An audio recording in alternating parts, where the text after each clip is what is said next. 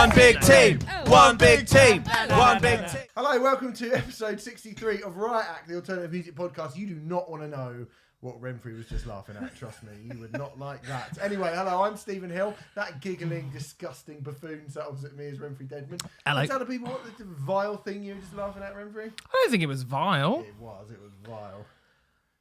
It involved oral sex. It's fine. Horrible. Someone's not a considerate lover. No, definitely not. Why would I be? Not a lover at all. I hope you're watching on YouTube, because that is definitely wonky, that camera, for sure. Well, the spirit level says it's straight.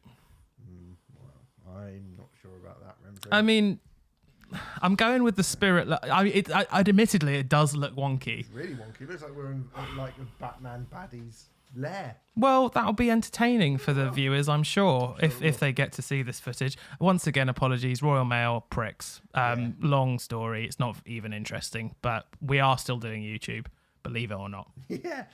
This week we're going to be reviewing an album from Nick Cave, Lightning Bolt, Baby Metal, and the new EP from Can't Swim. Plus, Trade Off is a solo auteur duel. Auteur? That's not how you say it. Auteur. Auteur duel between tragic blues troubadour Roy Buchanan and Grebo classical superstar Clint Mansell. Go over to the good people at Musicism. Musicism.net will help you as you your way through the many worlds and sounds and things of music. Sure. Guitaring. And vocaling and producing. They're the main ones. It's $9.99 for all the courses that they do on their very excellent website. And you can get 25% off of that price when you put Riot in the checkout in capital letters. So why don't you go and do that?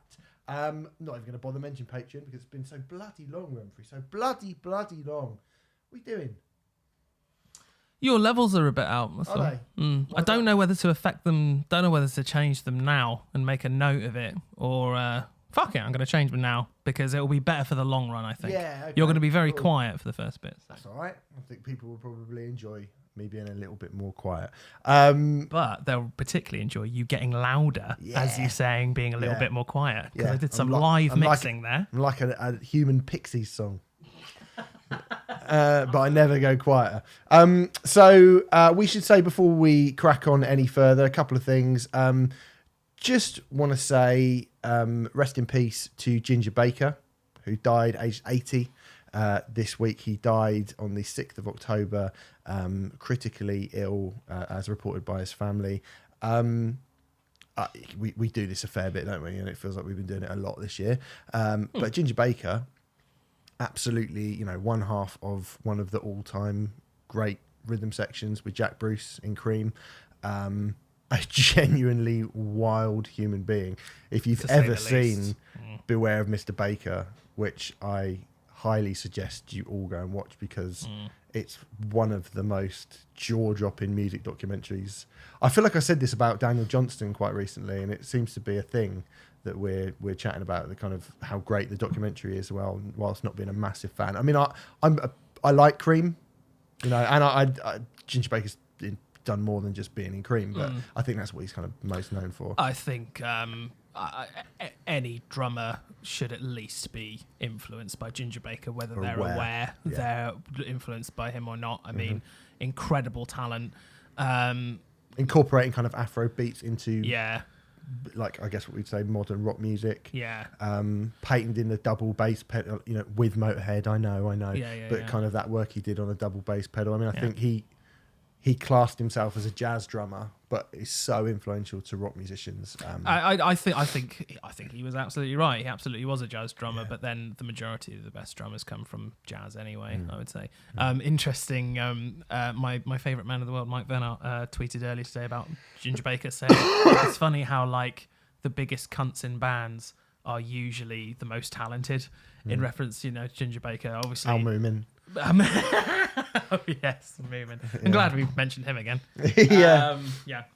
So, and yes, of course, troubled individual, bloody blah, but also undeniably phenomenal talent. Absolutely incredible. I mean, I would say one of my that I really like, and it's rare that you get a band who kind of reform and do something great. But have you ever listened to the 2, 3, 4, 5 live at the Royal Albert Hall in 2005? Because they did a kind of 5-night stand, didn't they, Cream, when they returned in 2005? No, I've not actually. There's a live album of them playing the 5. It's a mixture of the 4, I think 5 or 6 nights. I can't remember off the top of my head how many nights they played at the Royal Albert Hall, but they did a reformation at the Royal Albert Hall, and they sound amazing. I mean, that rhythm section is incredible, and particularly the song "Stormy Monday" from that album.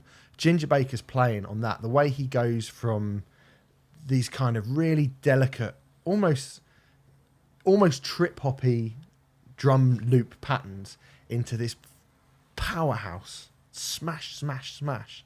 Like, man. And with Jack Bruce's, really unbelievable bass lines behind them. Like, that is so good. So if you're not familiar at all with Ginger Baker, that's him aged 66 doing that. Unbelievable. I'd love to see that. Yeah. We'll try and put that on the Riot Act Twitter. Yeah. Because I'd like to put more stuff on the Riot Act. I mean, Twitter. definitely a genius in terms of drumming, a one-off, absolutely. And another absolutely massive character from the world of music that we've lost. So rest in peace to Ginger Baker. Changing tact a little bit, Renfrey. Oh. I went to go and see the Joker movie on Friday. Yes. And I liked it. It was pretty good, I thought. It's not as good as people are making out, but it is good. A very brief aside, I got a what felt like a personal Mark Kermode podcast. You did, yeah. The other day. We were on the phone for over 2 hours the other day. I know, yeah, and a lot of it was the Joker. Just talking shit, basically, more or less. But yeah, It's coming for patrons soon. If only I'd recorded that call. But I should... yes, I felt like I got like a 45-minute in-depth review of Joker. Didn't ask for it. No, I just said it. But, there I was. But anyway, I went to see the Joker, and I thought it was pretty good. I think Joaquin Phoenix is amazing. It looks amazing. It sounds amazing. I'm very keen to see it. Yeah. And I'm amazed that a film... the film directed by the guy who made the fucking Hangover. I know. Is perceived as that high quality. I mean, obviously, actually, the reaction has been very mixed. Yeah, actually, and I think I kind of... people either seem to be repulsed by it, which I can sort of understand, or absolutely in love with it, which I can sort of understand as well. I think there are bits of it that are brilliant. I think the furore over it is pretty silly. Personally, it's a film about, a bad man. And he's the lead character. You're allowed to have a bad person be the lead character in a film. Well, chill out. But... Not if the film's called Suicide Squad, though. Yeah, right. Okay. That's all of them, isn't it? It's lots of bad people. Yeah. Yeah. But yeah. I saw Suicide Squad. It's rubbish. I mean, I hate... For the most part, I don't like superhero films. This is one of the things we were talking about. But it's good. But halfway through, Rock and Roll number 2, Rock and Roll Part 2 by Gary Glitter comes on. And that is, I mean, I guess we have these we feel like we're having these sort of morality chats more and more, Renfrew, but it really, for one, it completely took me out of the movie.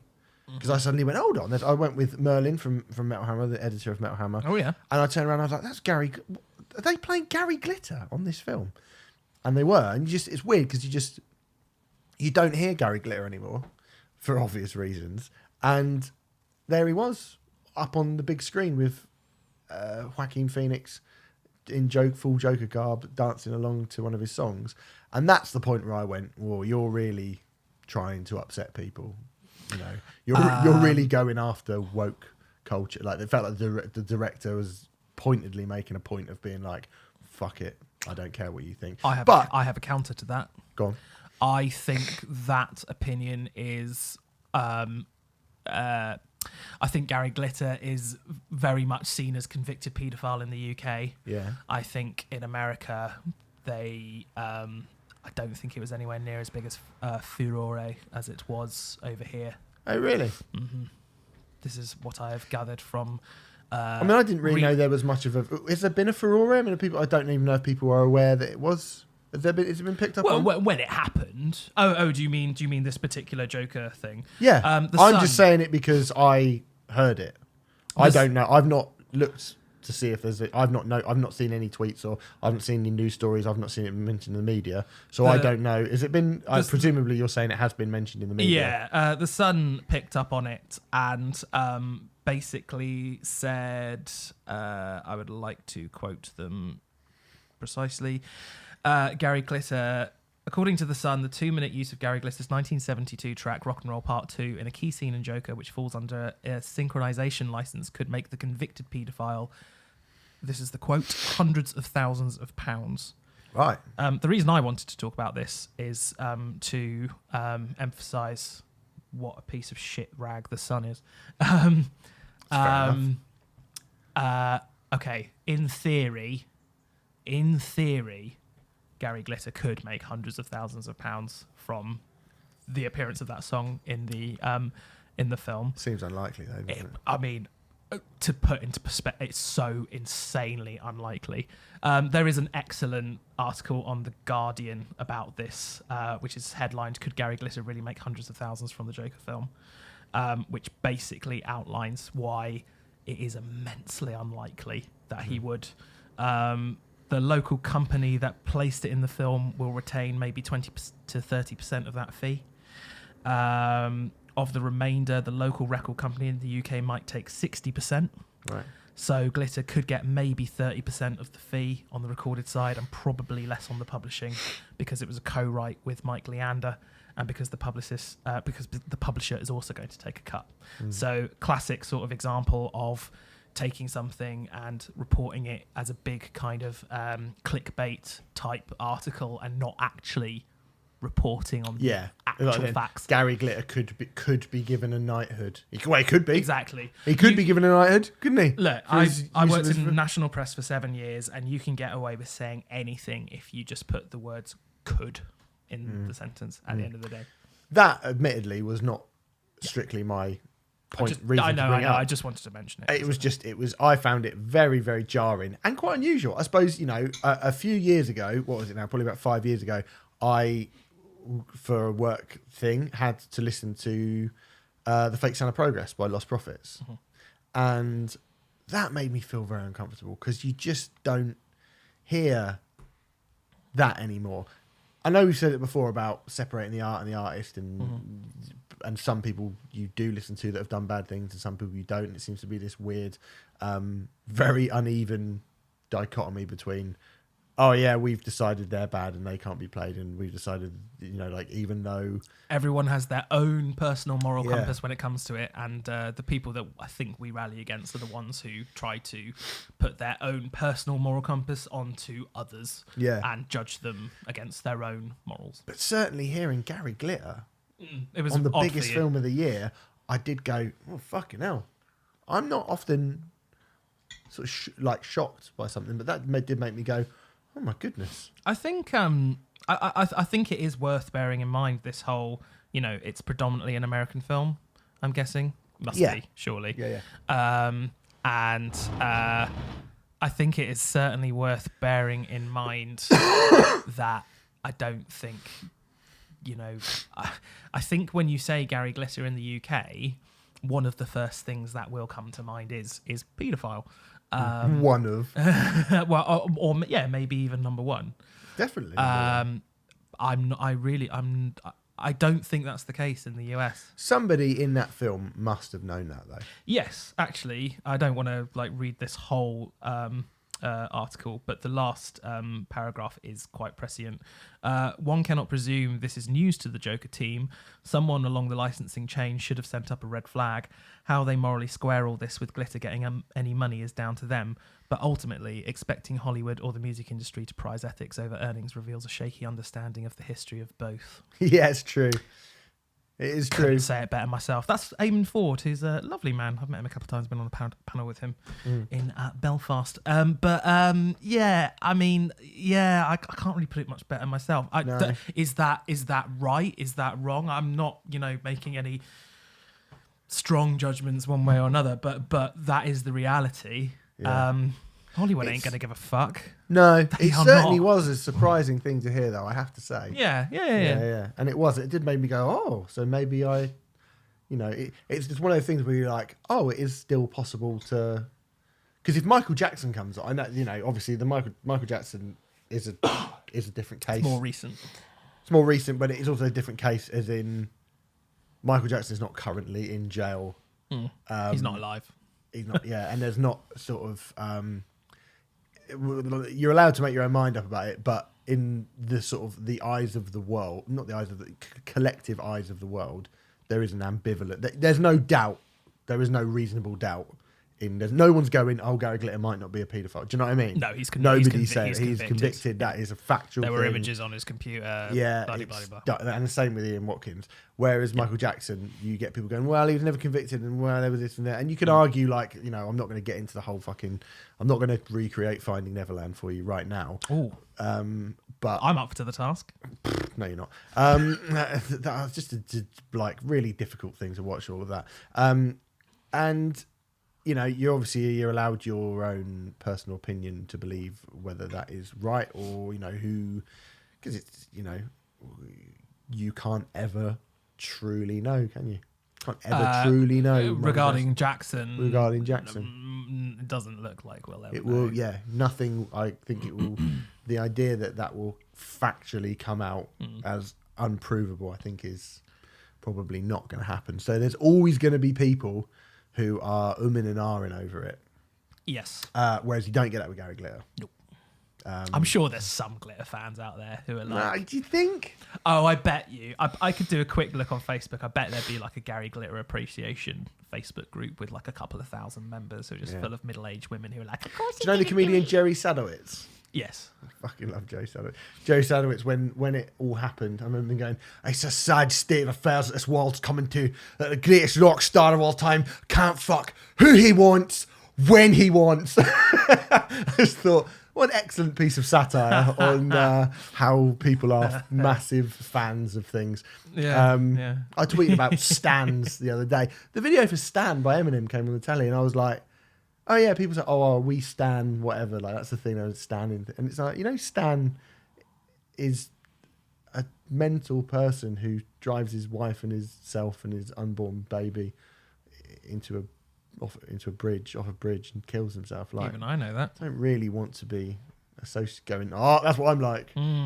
It's weird that. Anyway, people are strange. World is weird. As Jim Morrison said. Yeah, he did. He can talk. Well, quite, yeah. Fucking probably not the the best latent hypocrisy of the left again. Not the best person to bring up, probably, but fuck it. Anyway, this is sort of live reviews. On the same night, Renfrey, we went to two presumably excellent things. I went to see a press screening of Metallica's S&M 2. I'm seeing this tomorrow, and I am fucking excited. And I'm going to get drunk in the cinema. I've decided. Yeah. Now I've decided I'm going to do it. It's quite. It's like 2.5 hours long. It's a long old thing. Oh, might bring a bucket till we end. Bring a comfy chair. Bring a pillow. Oh, I might bring a pillow actually. Because them cinema seats, mate, they're not the best. Anyway, I'm at the Clapham Picture House, mate. I'll be fine. Well, I was at the Soho screening rooms, which is even better. Posh. Anyway, you went to see Death Heaven and Touche Amore. Yes, please. So you go first. Okay. I would like. Can I just say, for the record, before you go into this, people might go. Sorry, mate. People might be thinking, "That's weird." Stephen Hill, you love both those bands, don't you? And you are right to say that. I do. I actually really wanted to go to this gig, particularly as I've never seen Death Heaven before. Whoa! Yeah, I know. I've never seen them before. Are you fucking kidding me? I always seem to miss them when they tour. They always seem to be playing on the same day as somebody else or doing something with somebody else. And I thought, this is the time. Then with Touche, oh, lordy, this would be amazing. But I've seen them like 7 times. All right, you're not better than me, Renfrey. It's not like... I think it means I'm better than you. I don't think it does. Well, we'll put that to the vote. Okay. The old Riot Act. How many times did you see Pantera? Okay, let's move on. Right. I love both those bands, but I didn't feel like I could watch Touche more. Yes. After people, we've spoken about Stage 4 by Touche Amore a bunch of times. I was like, I'm not really ready to go and watch this band yet. Mm-hmm. If you've been a long time listener, you'll probably know what I'm talking about. If you haven't, well, go and listen back to every other podcast and piece through the details. But I didn't really feel like I could watch that show. In a way, we're both in similar situations with that. I think I've said on this show before, Stage 4 came out around the time that my mum got ill, or maybe about a year after she got ill. And consequently, it's an album that you clearly are a gigantic fan of, and you are very, very, very keen on it. I know that very much. I've not listened to it for a long time. Yeah. I haven't listened to it an awful lot at all, because it was just all tied up in that for a long time. It was an interesting one. Before I get to Touché, I want to talk about Portrayal of Guilt, who are another band who you would have fucking adored. Just really like extreme noise terrorists, I suppose, kind of full of hell vibes. They've been a band. They've only been a band for, I think, 2 years. Wow. And watching them at the ballroom, I was stunned. Like, I was like, fuck me, if you're this good and this potent and this visceral and this fucking nasty now, I can only imagine what you'll be like in another 2 years, another 3 years down the line. They worked really hard. They put out a lot of stuff. Their album, did we cover it at Portrayal of Guilt? I have a feeling we missed it, annoyingly. Yeah, we did miss it. And it's a cracking record. Sorry, I got a cold. That's all right. I'll just cut it. It's an absolutely cracking record, to say the least. I mean, cracking doesn't really do it justice. But yeah, live, as I say, big, full of hell vibes, which is probably one of the most positive things you could say about an extreme band these days. And the ballroom was pretty damn full for them as well, so I was very happy to see that. Touché came on. Touché's backdrop, I completely missed the fact that Touché were playing their first album in full on this tour. It was announced, but they didn't make a massive deal of it. I think they just put a couple of Facebook posts up. It's the 10th anniversary of their first ever album. Right. Oh, shit. The name's gone out of my head. It's something about a horse. Yeah. And I noticed they put the backdrop up for the album, because this has completely gone over my head. I didn't know about this. And I was like, it's a bit weird that they put a backdrop up for their debut album. And then when they started going into it sequentially, I was like, that album is like 18 minutes long. Yeah. And quite amusingly, like, I don't know, about 7 minutes into the set, Jeremy's like, right, well, we're halfway through the album, just 5 more minutes to go. And it was awesome. Like, people really went off. So the first album went across very, very well, but there was a clear divide that some people didn't know it very well. I think as soon as they then went straight into Amends from Parting the Sea, and the whole place really erupted. There's just something so brilliantly sincere about Touché Amore that I love. Jeremy is just a wonderful, wonderful frontman. You've spoken to him a couple of times, haven't you? Mm-hmm. Never had the pleasure, annoyingly. But Good I would love to speak to him, yeah. I've got a lot of time for Jeremy Baum. And they just did an absolutely killer set. 23 songs, material from Stage 4, lots such as Flowers and You, and Skyscraper was absolutely monumental, as you can imagine. Yeah. Towering. And was the last song or second to last song? It was an absolutely, they were just wonderful, just a wonderful, wonderful, wonderful set. And it left me thinking, like, I don't watch Touché Amore anywhere near as much as I should do, to the extent where I was thinking about it. I think the last time I saw Touché Amore was supporting Converge, which was fucking years ago. A long time ago. Yeah. I saw that show. That was with A Storm of Light as well, wasn't it? Yes. I think they were on Parting the Sea. They might have just released Is Survived By, but yeah, like it's been a couple of album cycles since I've seen Touché. It was part of Is Survived By came out a year towards the end of a year later. Yeah, it was just and I was just left with the feeling of, why don't I see this band more often? This is ridiculous. Yeah. So they were fantastic. I was a teeny bit worried about for Deaf Heaven after that, because I thought they were so good that I was like, I don't know if this is going to work. Deaf Heaven and Touché Amore on paper, it's a weird fit. I think so as well. Cool though. Very cool, and spoiler alert. I mean, it made the bill absolutely brilliant, because variety is the spice of life. little 12-year-old Joe Nunn pointed out that there's a kind of hipster edge to both bands, which is why he thought it might have worked. Yeah. It was never I'm aware of the whole hipster thing with Dev Heaven. I was never really aware of it with Touche, but I'll take his word Yeah, for they had it. a bit of a, there was a little period where that sort of thing became a bit, that kind of hipstery hardcore became a thing for a little bit. Okay. Yeah. So I guess there's that, but very happy to see that. Like, I was wondering if people would leave for Deaf Heaven because obviously they're very, very different bands, and if anyone did, it didn't really affect the crowd numbers. Deaf Heaven were just brilliant, but in terms of like total opposites, I mean, Touche played 23 songs, Deaf Heaven played 6. Fucking hell. Because obviously Deaf Heaven songs are long. Most of them are around the 10-minute mark.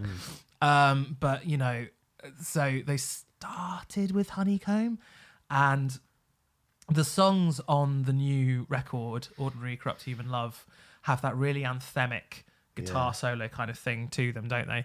And it was just really amazing to see people singing the guitar lines back to them. And there was points where it felt like a Maiden gig as opposed to a fucking Black Gaze show, George, the vocalist, has this really incredible presence now. One moment he's like twirling around like a whirlwind, his hair just going everywhere, and the next he's like conducting the band like an orchestra, like really very sharp movements. Excuse me. Deaf Heaven were utterly sublime. Just one of those, I just hadn't listened to them for a little while, and just one of those wonderful nights where you go, oh God, I've forgotten how much I love this band. Worthless Animal they played, which is the last song on the new record. I hadn't heard them play that before. And, again, it sounded like The Cure if they'd been brought up on Dark Throne rather than, I don't know, Pink Floyd, and like, I get very, very impatient with these sort of true cult black metal fans who don't have any time for Deaf Heaven and sort of suggest that they're watering down the true elements of black metal, because at the end of the day, for my money, Deaf Heaven are a far more interesting band than plucking one out of the air. Dimmu Borgir. Well, yeah, they are. They're a lot better. Dimmu Borgir are crap, mate. Well, they fucking frozen. I think a better example is Mayhem, because it's usually the ones that those people will defend are usually that kind of more old school sort of true cult bullshit. I'd take Deaf Heaven any day. I think they're far more interesting, far more like experimental, and if you think Mayhem are better than Deaf Heaven, then woe be to you, I think. They play Canary Yellow. Yep. Man, Second. I fucking love that shit. Yeah, stunning song.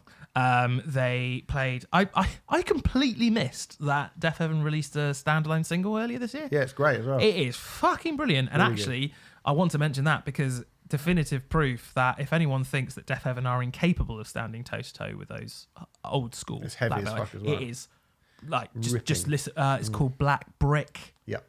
And they played that, and at first I was like, we don't really do many, just like, because I listened to that came out, I listened to it, and I didn't think to kind of talk about it because usually, I think talking about a song from an album that's just about to come out is a fucking waste of time. I agree. But I think if it's a standalone single, maybe we yeah, should. Yeah. In fact, re-listening to the song, I was like, yeah, we probably should have talked about this because it's fucking great. Finished with Dream House, which is my favourite Deaf Heaven song ever. There's these last sort of 4 notes. It's a very simple guitar pattern, but it's just the most perfect combination of the notes at the most perfect time, building. It's been building for like 9 minutes, and I was just streaming with tears. I just thought it was absolutely beautiful. A baby. Yeah, I am a baby. You big baby. One of those bills where every band is completely different from the other, but all 3 of them are great. Were a 9 out of 10. Wow, cool. That's good. I'm like, part of me is, it's a bit like Linguita Ignota. Part of me is gutted that I didn't go to that, but the other part of me is like, well, do you know what? To be fair, I think I would have struggled to keep myself in check. I had a horrible cold, but I went up to the balcony and just Well, it's not 'cause hid it's myself. cold. Anyway. It wasn't. I'm not going because I had a cold. Oh, yeah, sorry. That's a good point. Carry on. Idiot. Anyway, while you were doing that, I saw S&M 2, the movie. Obviously, there was chat in a sleazy Soho, yes, cinema. yeah. I bet. There was chat between, and I hope Merlin doesn't mind me saying this because he went along, Merlin from Metal Hammer. Oh, hello. We Second mention. chatted. I was close to going to San Francisco to go out to the show. There was chat that we were going to go and do that together. And I have a in few the friends end, who went. Yeah. Former friends. I would have loved to have seen it in the flesh. In Mm-hmm. fact, sitting there and listening to it and watching it, I was like, man, I would love to have seen this in the flesh. Unbelievable. I think so. S&M, the 1999 S&M, is amazing. I think One of the best live albums ever released. yes, it's I will absolutely fight anyone who disagrees with incredible. I love it. I absolutely love it. And while I think, due to my preferences on the set list, and because Metallica were a much more lively live Outfit band at that time, Mm-hmm. I still do think S&M 1 is something that I will always enjoy more. Mm-hmm. S&M 2 is a far more interesting version of the San Francisco Symphony Orchestra and Metallica. For a few reasons, I would say the main one being that it feels much more like a collaborative process. The San Francisco Symphony Orchestra in the first S&M sat behind Metallica, and they were just there doing their orchestral bits. And occasionally you'd see them, but they never really took center stage. Now, I think what Michael Kamen added to those Metallica songs was great and gave them whole new flourishes and moods and depth and all these kind of things. But what they've done this time around is way more collaborative. Is not just somebody taking Metallica's music and going, what can I add to this? It feels like this is Metallica sitting down with an orchestra and both of them working out what they can do, how they can meet in the middle. And, there are a few things that have sort of made me think that. For example, James Hetfield getting up without his guitar and singing The Unforgiven 3 just with an orchestra is one of those things. I heard about this. Wow. I can't wait to see that. Yeah. Also, there's a bit where where Metallica, they do a piece called Iron Foundry by Alexander Mosolov, and the guy who's got a triple-barreled name, I can't remember his name off the top of my head, who's the kind of the principal, the kind of leader of the San Francisco Symphony Orchestra, gets up and explains, how it was written, what it was written about, and Metallica kind of come in and play, and there's lots of like nods to actual classical music. I've got to say as well, the San Francisco Symphony Orchestra, in terms of being rock stars, in terms of being performers, in this one they give as good as Metallica get, right? Do you know what I mean? So, for example, the conductor Edwin Outwater looks like Christian Bale. He's wearing a studded black tux. Fantastic. And his conducting style is intense, like Bruce. Bruce Dickinson runs around and points, and like he is as engaging as Hetfield or Ulrich. Oh, great. He's fucking like proper, just as he kind of builds the orchestra, and he's great. And also, it's played in the round, so Metallica are in the middle and the orchestra face them. And as I said before, they were behind Metallica and Metallica at the front, and the orchestra were kind of behind them. So it feels much more like Kirk will go into the audience. There's one bit that I thought was great. So the start of one, they usually have the fireworks going off and the ba ba ba ba ba ba ba. They have the orchestra make the kind of gunshot noises. Oh, right. And Lars comes out, and there's a guy with the huge, like boom, boom, boom, those big drum, the kind of barrel. Kettle drums? Yeah. And Lars comes out, and the guy who's the drummer on that, they basically kind of riff these kind of gunshot drums between the two of them, with Lars hitting his stick onto the other guy's stick, and they're doing these kind of rim shots onto each other, and they basically riff out this kind of machine gun patter before one starts, and it's really cool. And you have like, you know, the orchestra actually making the sound of the bombs and the gunshots and the, you know, the tanks and all this stuff. It's really, really cool. Most importantly though, like in terms of somebody getting up from that orchestra and being like, you know, can sort of classical musicians go toe to toe with a heavy metal band? There's a guy who's like the principal bass player, who plays like a bowed fretless bass, right? And his name's Scott Pingle, and he plays Anastasia Pulling Teeth.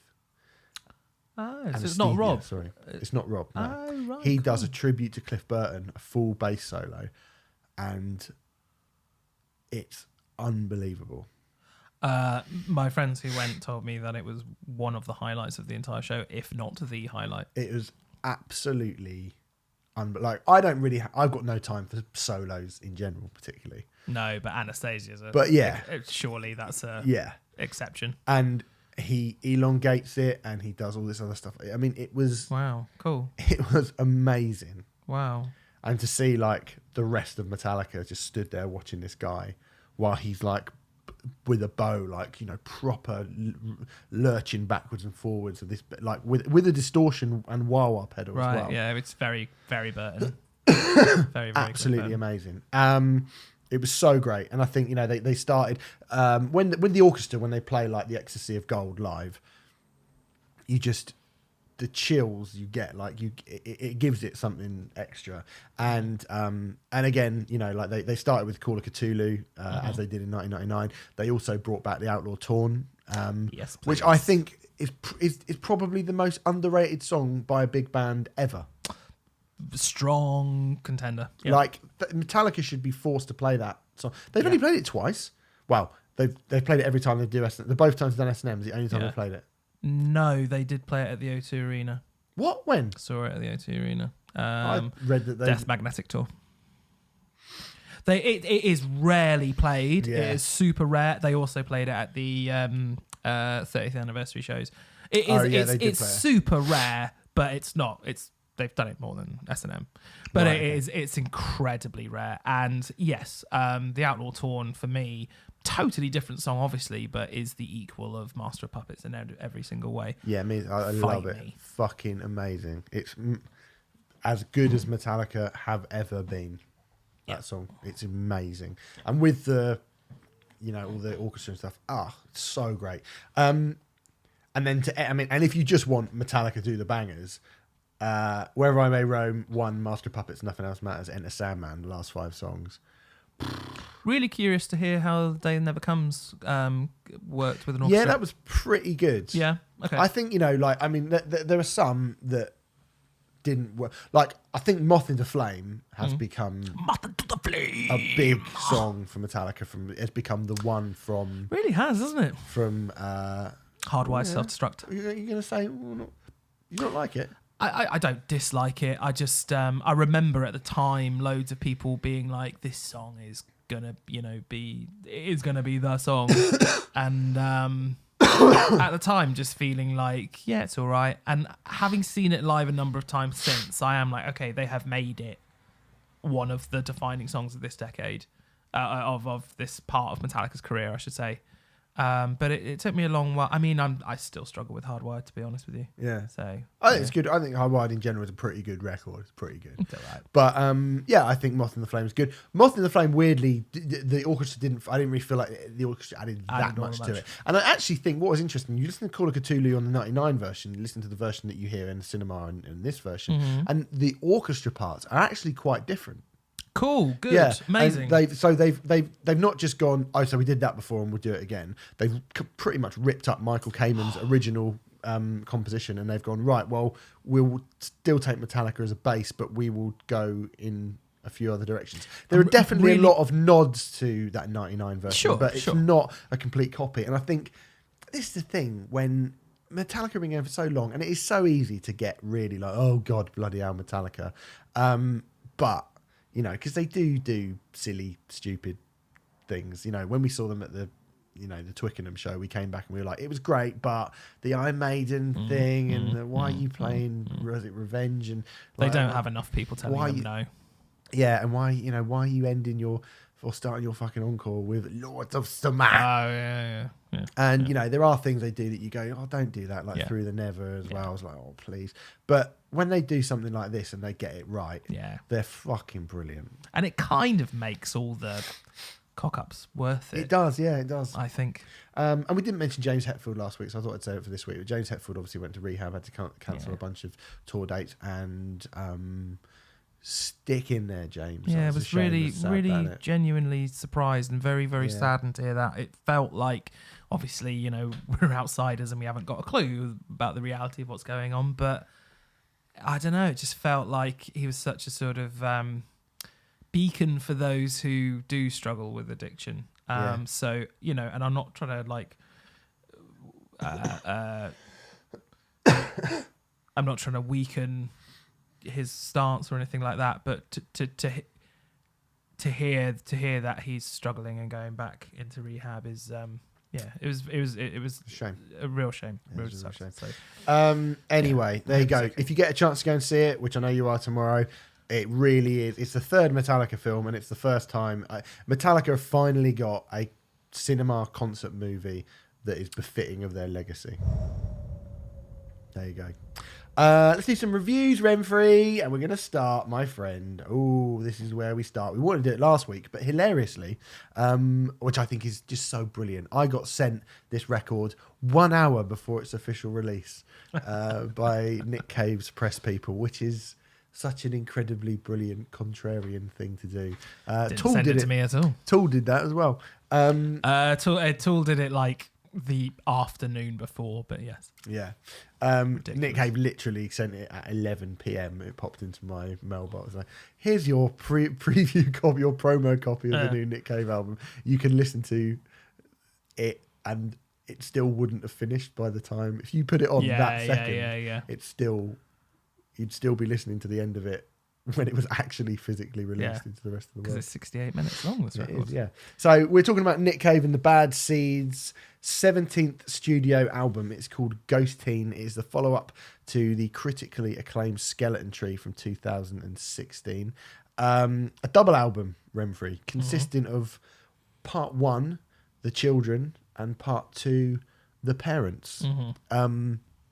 Should say it's not a double album in length. I've already just mentioned it was 68 minutes long, but definitely kind of has a conceptual two-parter But to it, yeah. in terms of a conception, that is about as much of the kind of explanation that we get, really, isn't it?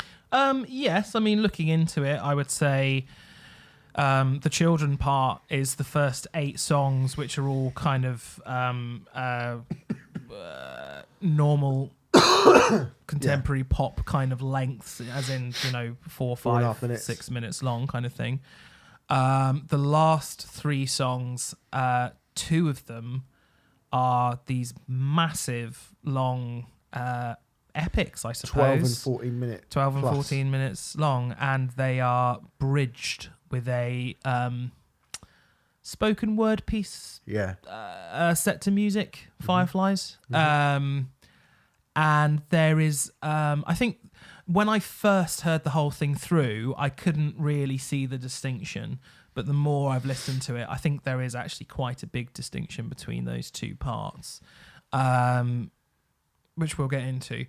Very briefly, I will say, as the we're both Nick Cave fans, but as the bigger Nick Cave fan here, I was really worried when I saw a 12-minute and a 14-minute track pop up on the track listing, because historically Nick Cave has not it's not been great when it comes to long songs.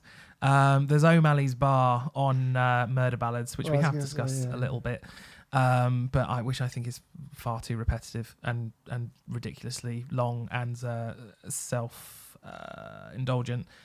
Even more so, Babe, I'm on Fire from Nocturama is basically a 4-minute song stretched out to 16 minutes. It has something along the lines of 54 verses. And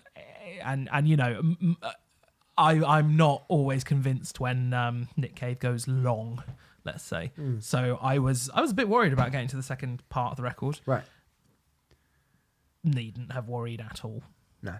At all. Do you want to kick this off? I mean, you sort of have, to be honest. So yeah, I mean, I've got a lot to say. Where should we start? Well, I think we should start with my initial thought was, especially in relation to this being the follow-up to Skeleton Tree and some of the thematic things in Skeleton Tree. It feels like this album is an album that's kind of, to me anyway, is still, there's some residual hurt left over From the very tragic death of Nick Cave's son, Yeah. Arthur, in 2015. Mm. Yes, absolutely. This is the first album that has been written in whole since Arthur passed away. Yep. And because Skeleton Tree was already being worked on at the time. It's also the third part in a loosely conceptual trilogy. I didn't realise this at all. I didn't realise which started with Push the Sky Away. An album that was very critically acclaimed, which I have never got on with, I have to say. But that's the one with Jubilee Street on it. And then Skeleton Tree is the second part and Ghostine is the third part. Now that I've heard all three of them, I do get where the loose trilogy is coming from. It's quite a difficult thing to explain, but I think Warren Ellis has a lot to do with it. I would say that this is by far the most orchestral album that Nick Cave has released. Uh-huh. Ding. That's you getting a point. It's a beautiful mix of orchestral elements and what I'm broadly going to preface as electronica. Yeah. Which is mainly provided by Warren Ellis. And there's an oscillation in these analog synths that provides this almost kind of spiritual haze to the album, which is incredibly appropriate considering the themes that are covered. Those themes being stuff like grief, death, the eagerness to believe that there is some form of afterlife, the desire for time to heal all wounds, and the inevitable disappointment when those wounds aren't healed, I think, sometimes.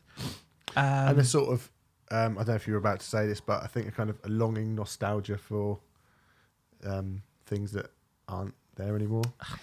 Yeah, God, tell me about it. Yeah, a lot of that. Saying that this album is orchestral might be a slight misnomer, though, because it sort of gives the impression that it's a really grand, sweeping album, and I think it becomes that as it goes on, particularly in the parent part. Yeah.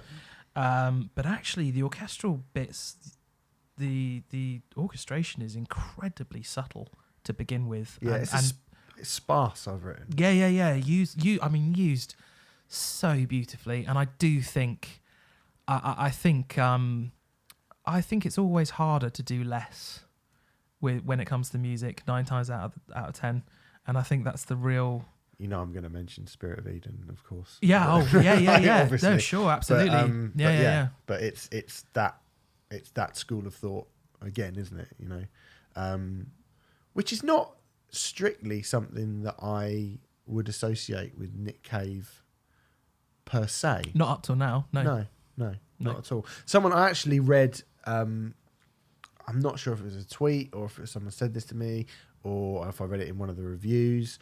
But somebody said, this is Nick Cave doing an album full of the title track of Disintegration by The Cure, which is not, is obviously I can see what they mean by that. I think there's obviously a lot more to it than that, but you can kind of see what they're getting at when they say that. Yeah. I think there's when you talk about orchestration and you talk about electronica, particularly with the electronic parts, I think there's always a danger that, particularly for somebody like Nick Cave, who is so associated with grit and gruff sounding, aged, worn, rougher sort of textures.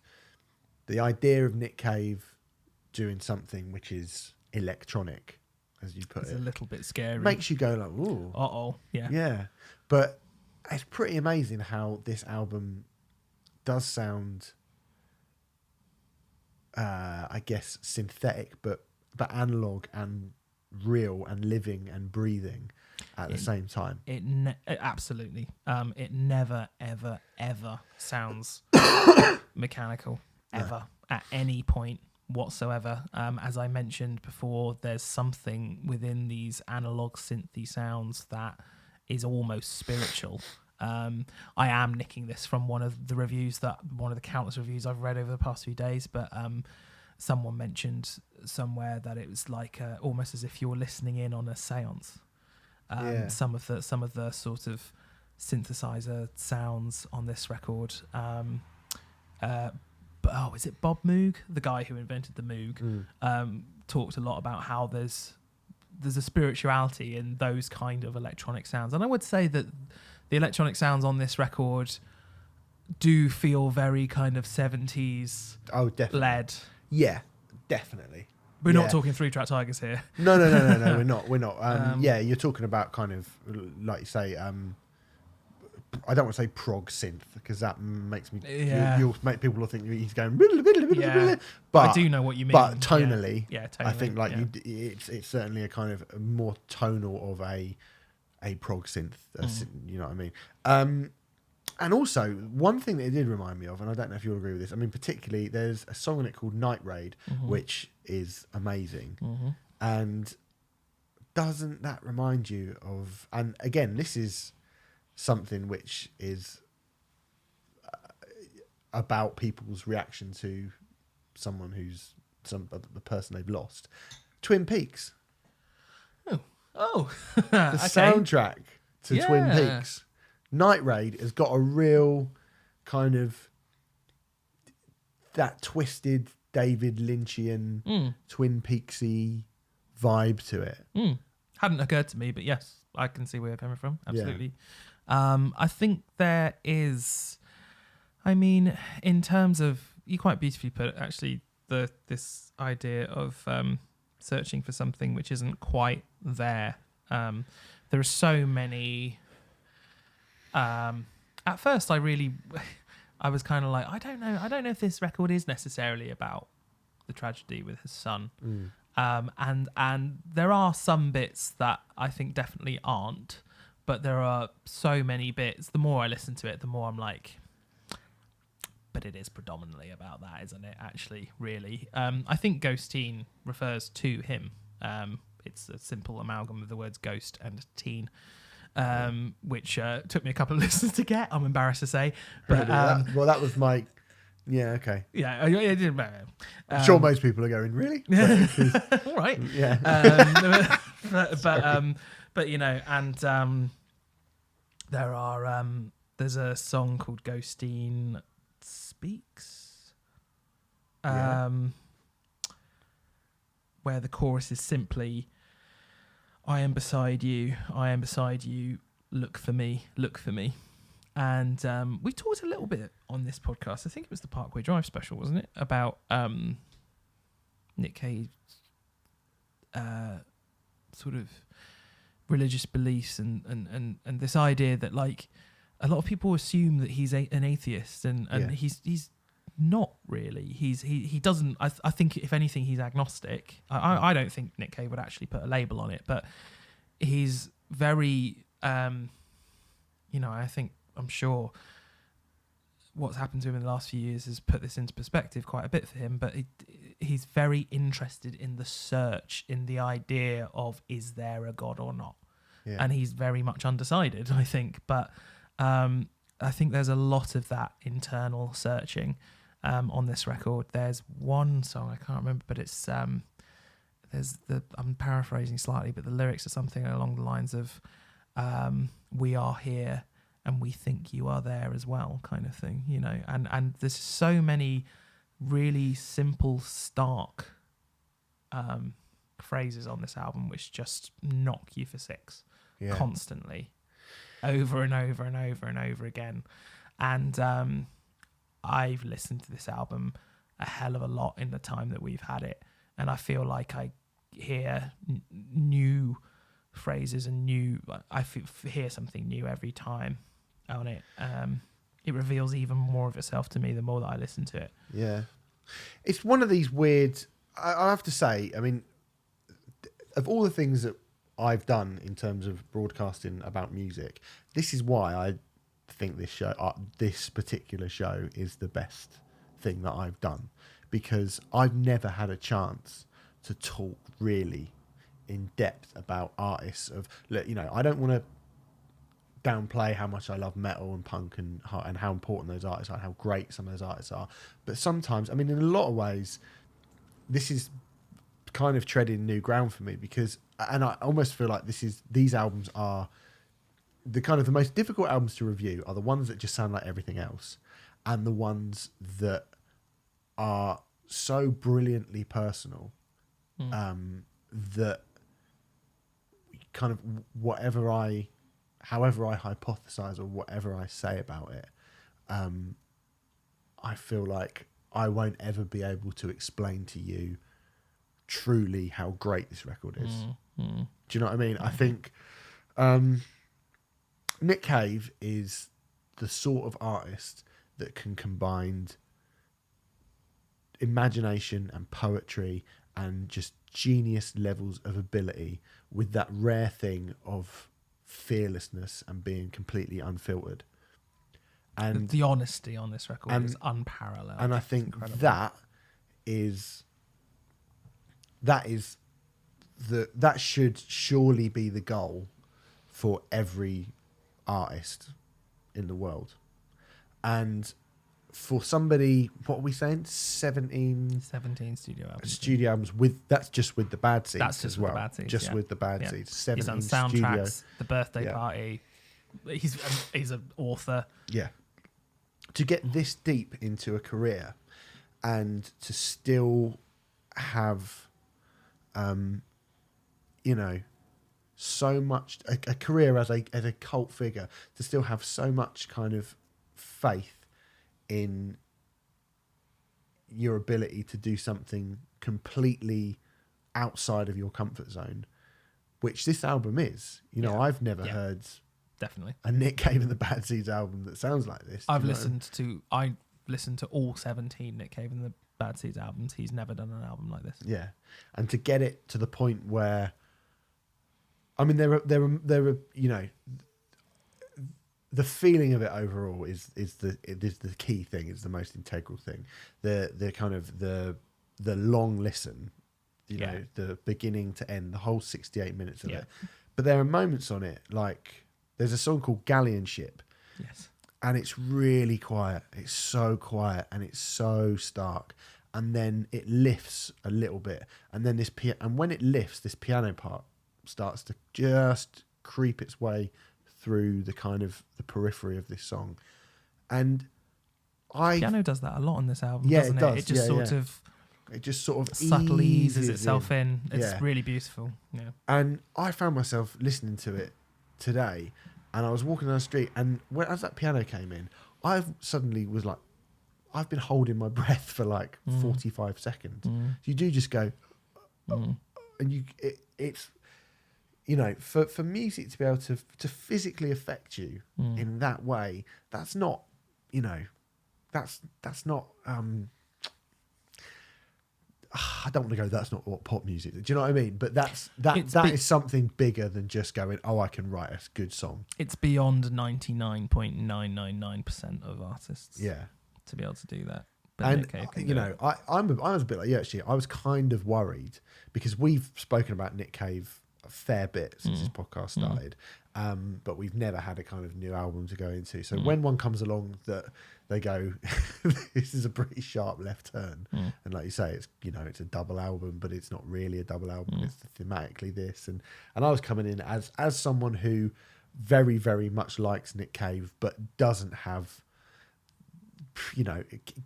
I've never sat down and listened to I haven't listened to all 17 Bad Seeds albums. I haven't gone through his entire discography like you have. I'm not a kind of uber fan. I'm not like Winston from Parkway Drive, who I know fucking obsesses over him, which is, I think he's gonna fucking love this record. I'd love to know what he thinks. Yeah. I'm sure he'll love it. But it's, he's got, for it to come in and it to be this good, and for it to remind me of stuff like Scott Walker. We spoke about the Drift a few months ago, and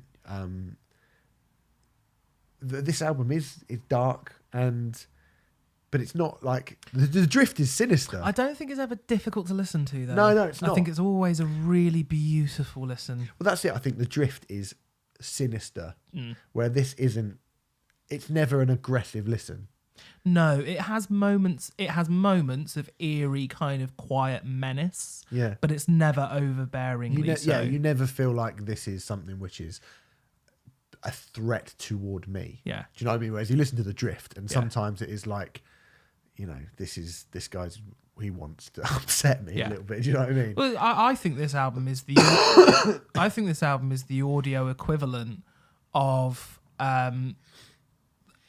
a shaft of sunlight coming through a dark cloud for 68 minutes. Yeah. Constantly. That's a great shout, actually. And just came up with that. Well, it's shrouded in darkness, but it's really bright. But the entire thing is about hope, and the entire thing is about surviving and living through tragedy and getting out the other end, Yeah. And it's such a beautiful sentiment for someone to have put on record 4 years after one of the most tragic things that can ever happen to a human being.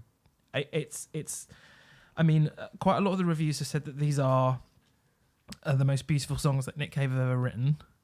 Before I heard it, there was a bit of balking from me, because I was like, we're talking about the man who wrote The Boatman's Call here. Yeah. We're talking about the man who wrote No More Shall We Part, even Skeleton Tree,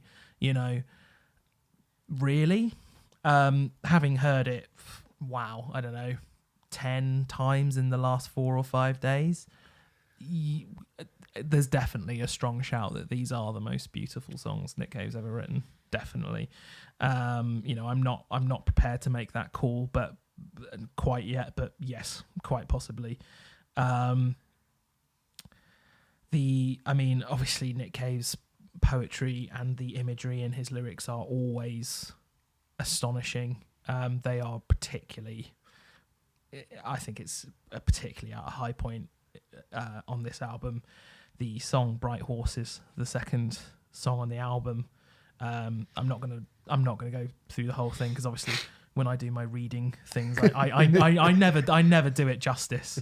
I never ever do, but I just want to give a brief idea. The first verse is: the bright horses have broken free from the fields. They are horses of love, their manes full of fire.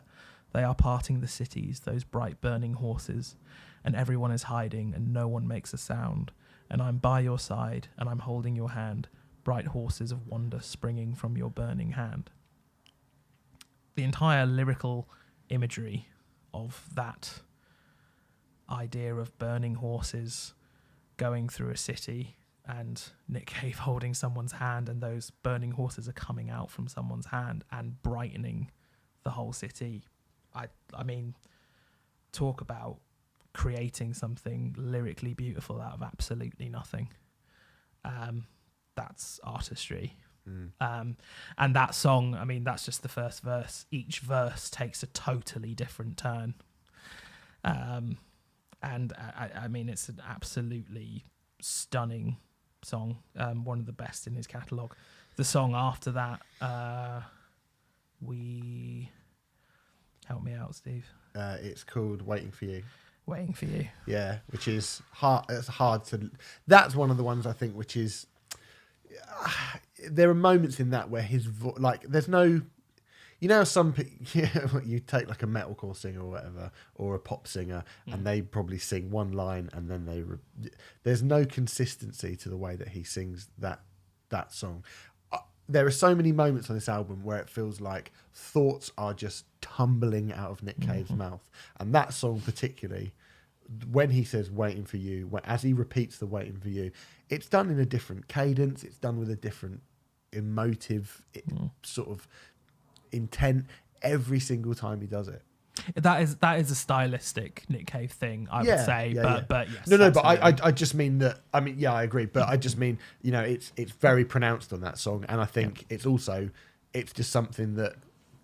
I mean, you could say that's a stylistic decision, but also I would just say I think that's just something that's what he is. That's what he sounds like. Do you know what I mean? That's not him going, oh, well, if I try and change it, I don't think it's even that thought out particularly. I probably should say characteristic of Nick Cave rather than stylistic decision, but yes. I mean, that's something he's done throughout his career. But when you get it on a song like Waiting for You, which feels very... You know, that's one of the ones where it feels like he's almost on the verge. There are points where I listen to that, okay, like it sounds like it's you know when your kind of lip starts going and your kind of jaw starts going when you're going to cry. You listen to that song and it's like, and I was listening to it at some points going, he's going, like he's on the brink of just breaking down, and it is difficult. I mean, it's kind of. What's weird about it is it's not difficult to listen to. When I say it like that, when we talk about not. Like, again, when I compare it to, you know, Jonathan Davis, it seems silly to compare it to Jonathan Davis from Korn, but I think when someone like Jonathan... We've both been through similar tragedies recently. But, you know, Jonathan, it really lets, you know, he's obviously letting rip, and I don't doubt that that's not real at all, but it's a completely different thing.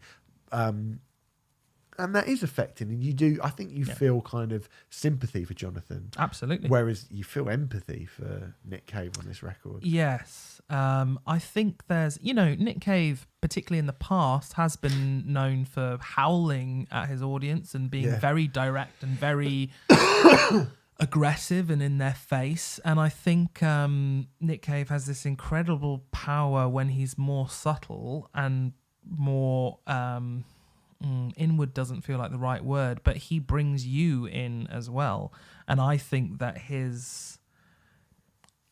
I think even though an in-your-face performance would appear to be more affecting, I think there is something about the way Nick Cave performs which is far more kind of, you know, the hairs standing up on my arms, kind of far more affecting. I think the music helps that, because the scarcity of the music means that, you know, there's nowhere to run from what these songs are about.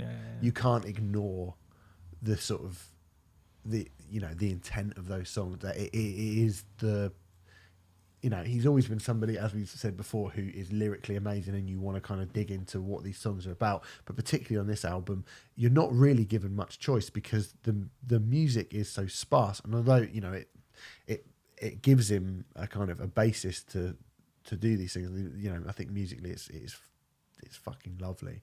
Yeah. But, you know, because of the scarcity, because of the sparseness of it, you are forced to confront exactly what he's talking about. Absolutely. Yeah. There's also I wang on about dynamics on this podcast all the fucking time. You do. So do I, to be fair. Yeah. It's something that is extraordinarily important in music. And what I find baffling about this record, but similar to the Cult of Luna album in a way, or the Tool album, is that you could argue it's not very dynamic. It's a pretty long record, 68 minutes. It's relatively long. Short for a double album, but still it's a long record. And if you were to look at a sound wave of the entire album, it would gradually get bigger and bigger and bigger, but it wouldn't, you know, it doesn't go all over the place. No. And yet there's something hypnotizing about this record. 68 minutes goes very, very, very quickly when I listen to this album. Yep, I agree. It does feel big and epic in a sense, but never dull, never boring. And again, it's one of those weird kind of ethereal things that I can't put my finger on exactly how they do it. how it's done, but somehow it is done. Somehow it is done, and somehow, those 3 records that I just mentioned have this incredible power over me, certainly, to be able to make time seem to go very, very fast indeed. And I think it's a really incredible thing. This is obviously a masterpiece.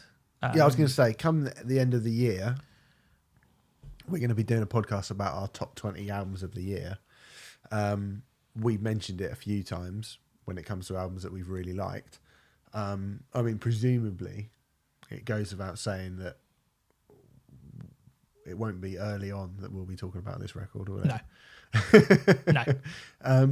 In terms of the album of the year,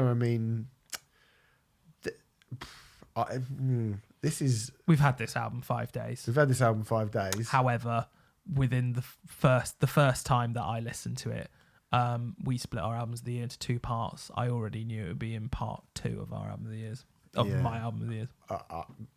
I would be, There's probably, there's not a real, for me, there is not a real obvious, clear, that's going to be, like last year, as soon as I heard Dosage, I was like, that's it, that's the album of the year. What was your album of the year last year? Dosage Dreams, so I fucked up. I don't think you mentioned it. I mentioned it quite a lot, actually, run through. I don't recall. But there's still a few in the mix for me, thinking about what number 1 might be. Yeah. And I'm not. I mean, I don't tend to give away things like you do. It was just so obvious last year, and I'm not telling you what any of them are. But what I'm saying is, this has come along, and I'm now looking at things that I thought might be my number 1 and going, is this as good as that, or is it better than that? And in some cases, I'm like, it's probably better than that. Mm-hmm. Yeah. At time of writing on that motif, the album has a perfect score of 100 on Metacritic, the only album of the year to have a perfect score, bar the re-release of an album by a small band called The Beatles. Have you heard of them? It's called Abbey Road. Yeah. That's the only other album to have a perfect score on the album on Metacritic. That's based on 11 reviews, and that might change by the time this goes out. But at time of recording, Yes, I mean, you mentioned Spirit of Eden earlier in this review. We have wanged on about how incredible that record is a lot. I've had this record 5 days or something like that. I could not, I would not be prepared to go, oh, it is as good as Spirit of Eden yet. However, if someone turned around to me and said, I think this album is as good as Spirit of Eden, I wouldn't argue. Cool. Yeah, well, maybe. I don't know. I've never even thought about it. That seems like quite a big thing to say, but it is a big thing to say, and that's how good this album is. It is. It's really good. It's absolutely one of the records. If you're somebody who goes, these 2 guys write for Metal Hammer and they love metal and blah blah blah blah blah blah, and suddenly they've started like kind of phasing more heavy guitar music out. It's not because we don't like that. It's because stuff like this is so great. I mean, it is so great. It's so great to talk about. Just for the record, it's so great to talk about music like this. Yeah. Like, I feel so much more fulfilled as a music listener for filling my time with records like this, which I often in the past haven't had a chance to. I agree, actually. I mean, that might be something to do with the fact we've been discussing this off mic, and I'm sure we can say this on mic as well. Neither of us really think it's been a wonderful year for metal. No, there's been like that last couple of weeks where there's been a lot. Yeah. We were talking about the Sea Space Cowboys and Car Bombs and Gift from God and Renounced and Number 12 and Cult of Luna and all that stuff. It's been great. One or 2 we've missed as well, which we'll do in a catch-up. Yeah, there's a couple of pretty good ones, but overall, it's when something like this comes along, it puts into perspective sort of how amazing you want stuff to be. And that is not to say that there aren't albums in rock and metal that are as good as this. I think there are. There definitely are. They're different, obviously, completely different. A completely different vibe and thing, but in terms of what they're trying to create, there are definitely records that are as good as this. I've already mentioned Tool and Cult of Luna, both of which I would put in the same league. Yeah, absolutely. Undoubtedly. But anyway, listen, it's fucking great. You really want to listen to this. Can you think of one other artist who has released an album this good 17 albums into their career? Because I can't. Oh, fucking I have chucked that on you, admittedly. But yeah. Can I come back to that? Of course. Yeah. Soulfly? I don't think he's released 17, has he? No. But he's anyway, about 13 in though, isn't he? Yeah, 12, 13? Yeah, so only 4 more. I mean, I'd say Soulfly in 4 albums' time. That's Nick Cave and the Bad Seeds with Ghost Teen. Coming up, our next record is either... Do you want to do Lightning Bolt or Baby Metal next, Renfrey? I'll give you the choice. I would do Lightning Bolt next, personally, but if you want to mix it up, we can do Baby Metal next. I was going to say, I feel like Baby Metal will be quite different to what we just talked about. Too different, but let's talk about it anyway. Yes, but that's what I like about this show. I suppose that is cool. Yes, so from the Sublime to Baby Metal. Ridiculous. The third album from the...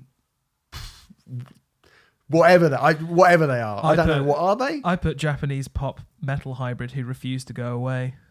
Yeah, that's fair. So this is a follow-up to Metal Resistance, which came out in 2016 and was okay. Probably better than their debut record. Definitely better than their debut, in my opinion. Quite exciting, an interesting thing when it came out. Yep. I thought Metal Resistance had some really good songs on it. Yep. It felt like they'd kind of perfected the formula of what Baby Metal were, I thought. Yes. And although Baby Metal are quite a lot of things. Baby Metal are quite a lot of things. And Baby Metal, funnily enough, are actually more things now here on Metal Galaxy. Yeah. So let's just preface it with this disclaimer, Renfrey. What we've just talked about is Nick Cave and the Bad Seeds, right? And we're about to talk about Baby Metal, which I'd say, for point number 1, oh God, we're so eclectic. Right, that's point number 1, right? Point number 2 is, right, I know that there are some pretty hardened Baby Metal fans out there in the world, and you may end up Googling or trying to find some review of the new Baby Metal album, and you may stumble upon this review. Now, what you have to bear in mind is we're talking about Clint Mansell and Roy Buchanan and Nick Cave in this week's episode. That's the sort of people that we like, the sort of people that we're talking about. Caliber. That's the sort of caliber. And Martin Scorsese got in trouble recently for going, the Marvel movies aren't really cinema, they're more like theme park rides. And he's not wrong. He's not wrong. The thing is, there's nothing wrong with that. Like, theme park rides are great. No, and actually, I think he's that. been a bit of a dick by saying that it's not cinema, because it bloody is. Like, did he say that? Okay. Hollywood, I think that's harsh. Bubblegum, popcorn, big budget cinema is still fucking cinema. Yeah. You might not be something that you want to do, Marty, even though you're in Shark Tale, but it's still cinema. But I forgot he was in fucking Shark Tale. But people kicking off at Martin Scorsese like, you aren't as good as the Marvel films. I'm sorry, but shut up. Yeah, shut up. Shut up. Of course fucking, I said to you the other day, you were like, oh, I'd rather have, what did you say? I'd rather have King of Comedy than all of the Marvel films. I actually said I would rather have Goodfellas.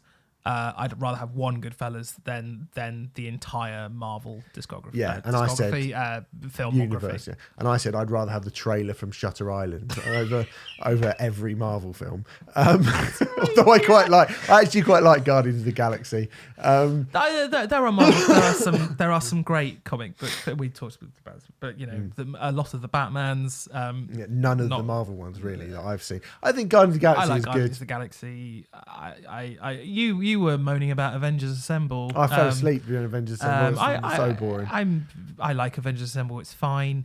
But didn't like Thor. Don't like Iron Thor Man. Can fuck off. Quite like what's his name? Deadpool. That's one of theirs. Deadpool's good. Yeah, Deadpool's quite good. But funny. it's it's a laugh, innit? I don't have the same aversion to Marvel films or comic book films that I do with metalcore, but there is what they are similar in is that they have a formula. Yeah. And they, even the ones which, like Guardians of the Galaxy, was seen as this massive kind of, it's going off the formula, it's totally different. If you break it down, it's the same formula as those other films. I didn't like people, by the way, this is getting into the minds, because oh, well, he only makes Godfather, he only makes gangster movies. It's like, well, The Aviator's not a gangster movie, fucking Hugo's not a gangster movie. You're like, shut the fuck up. Anyway, we're not going to talk about Raging Bull, King of Comedy. Yeah, exactly. We could go on. Anyway, the point is that when you're comparing, when we've just finished talking about Nick Cave and the Bad Seeds and this incredible double album where he's laid his soul bare, this genius has laid his soul bare, we are not now going to talk about Baby Metal, and we'll review it for what it is, but we are not going to treat it with the same level of respect because it doesn't deserve the same level of it. It doesn't, does it? Let's be perfectly honest about it. You cannot compare what we've just talked about, something that we are both very, very passionate about. That's the sort of thing we like. I really, really like pop music. I think it's great for the record. I like a lot of metalcore. I actually I've always been massively fascinated and intrigued to a point with Baby Metal. Yes, as have I, to be clear. I went out, I was the first UK journalist to see them in Japan. Yeah. Which is, no one can take that away from me, no matter what I say now. But, you know, Baby Metal are a kitsch, camp, crazy, funny little thing that is... not a little thing. Well, no, they're a cute... Well, okay. Like, everything else he said is correct, but little thing. What do you mean, not a little thing? Do you mean in terms of size? What do you mean? Are you talking record sale size? No, I'm not talking about record sale size. I'm saying in the grand scheme of things, you go, what a funny little curio in the corner of music. Do you know what I mean? Like, there is no other scene that Baby Metal belong to. They are like a weird thing that just sort of exists on their own little planet, which is cool. My one caveat to you is, again, you're approaching it from a UK point of view. In Japan, Baby Metal bands are... I don't know if I'd go as far as to say 10 a penny, but Baby Metal are not... K-pop, yeah, but with guitars, there's not many of them, is there? I think there's enough for it to be considered a subgenre. Okay. As far as surely I'm aware. but surely they're the godfathers of it, or the godmothers of it. From what I know, no, not necessarily.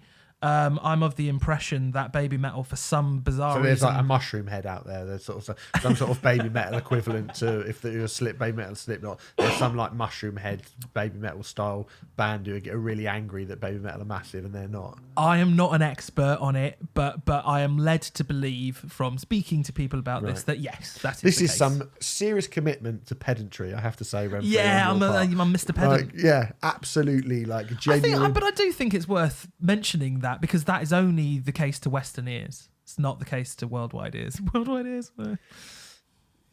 Well, I'd say American and European ears, and probably Australasian and a lot of... I don't know. Anyway, I don't know. But the point is, over here, okay, well, we don't live in Japan, so we don't really know. So yeah, maybe Nick Cave goes over to Japan and people are like, what's this? What a weird little thing. And well, maybe. Yeah, I don't know. Maybe. But we don't know that. What we can talk about is Baby Metal here have a very, very strong, very committed, very, very hardcore fan base. Definitely. And I can understand why, because I'd never seen or heard anything like Baby Metal before. True. Absolutely, I'm the same. Yep. But then to be honest, I'd never heard anything like Cotton Eye Joe before when I heard it. Well, also, I mean, I'm Baby Metal. Baby Metal. Thank you. Baby Metal were in the running for download headliners. They were in that conversation, weren't they, for a little bit? Yes. And I feel like, I think in this country they have taken a bit of a step. They're back up to, because they played Brixton. I nearly went to the Brixton show, but I didn't go to the Brixton show. So they did the day before or after Metal, the last one came out, Metal Resistance. Did Wembley Arena? I went to that. They did Wembley Arena. I was there as well. Good show. Well, I wasn't just. It was entertaining. Yeah, I had a good time. I had a good time. Yeah, cool. Yeah. It was good. but now they are. Well, they've just done Brixton Academy, which is about 4,000 cap. They're about to do Hammersmith Apollo, which is about 5,000 cap. But obviously Wembley Arena was 12,000 cap. Yeah. Did that sell out? I can't remember. No, it didn't. Did it? It didn't. No. So probably a step below that status now, but they were in the running for download headliners. And I will say very quickly, go on. bar Ghost, they would be by far my favourite. I mean, I don't think they're in the running anymore, sadly, but they would be by far my favourite to absolutely of the bands who are in that running. Alter Bridge, Five Finger Death Punch, exactly. Fucking Blackstone Charity, exactly. Take them. Boring. Baby Metal are at least doing something different. It's not. I don't listen to Baby Metal on a regular basis personally. Love to see him headline a big show though, right? Be a right laugh. I absolutely would. Yeah, and I would totally request a guest list, and I would love to go, and I'd probably have a very good time. Yeah. So fair play, Baby Metal. Yeah, I mean, mate, I absolutely agree with you. The one I would say is Ghost and Parkway I would take over Baby Metal, but I think Baby Metal that's fair. Definitely would be a far more interesting headliner than any of the Hailstorm or the Guff bands that get A Day to Remember. I still am like, are we talking about the same band? You talking about A Day to Remember? You want a day band who have taken two really bad types of music and made both of them worse. You want that band to headline? Oh wow, fucking hell! You like really shit music, don't you? So anyway, I would definitely take Baby Metal.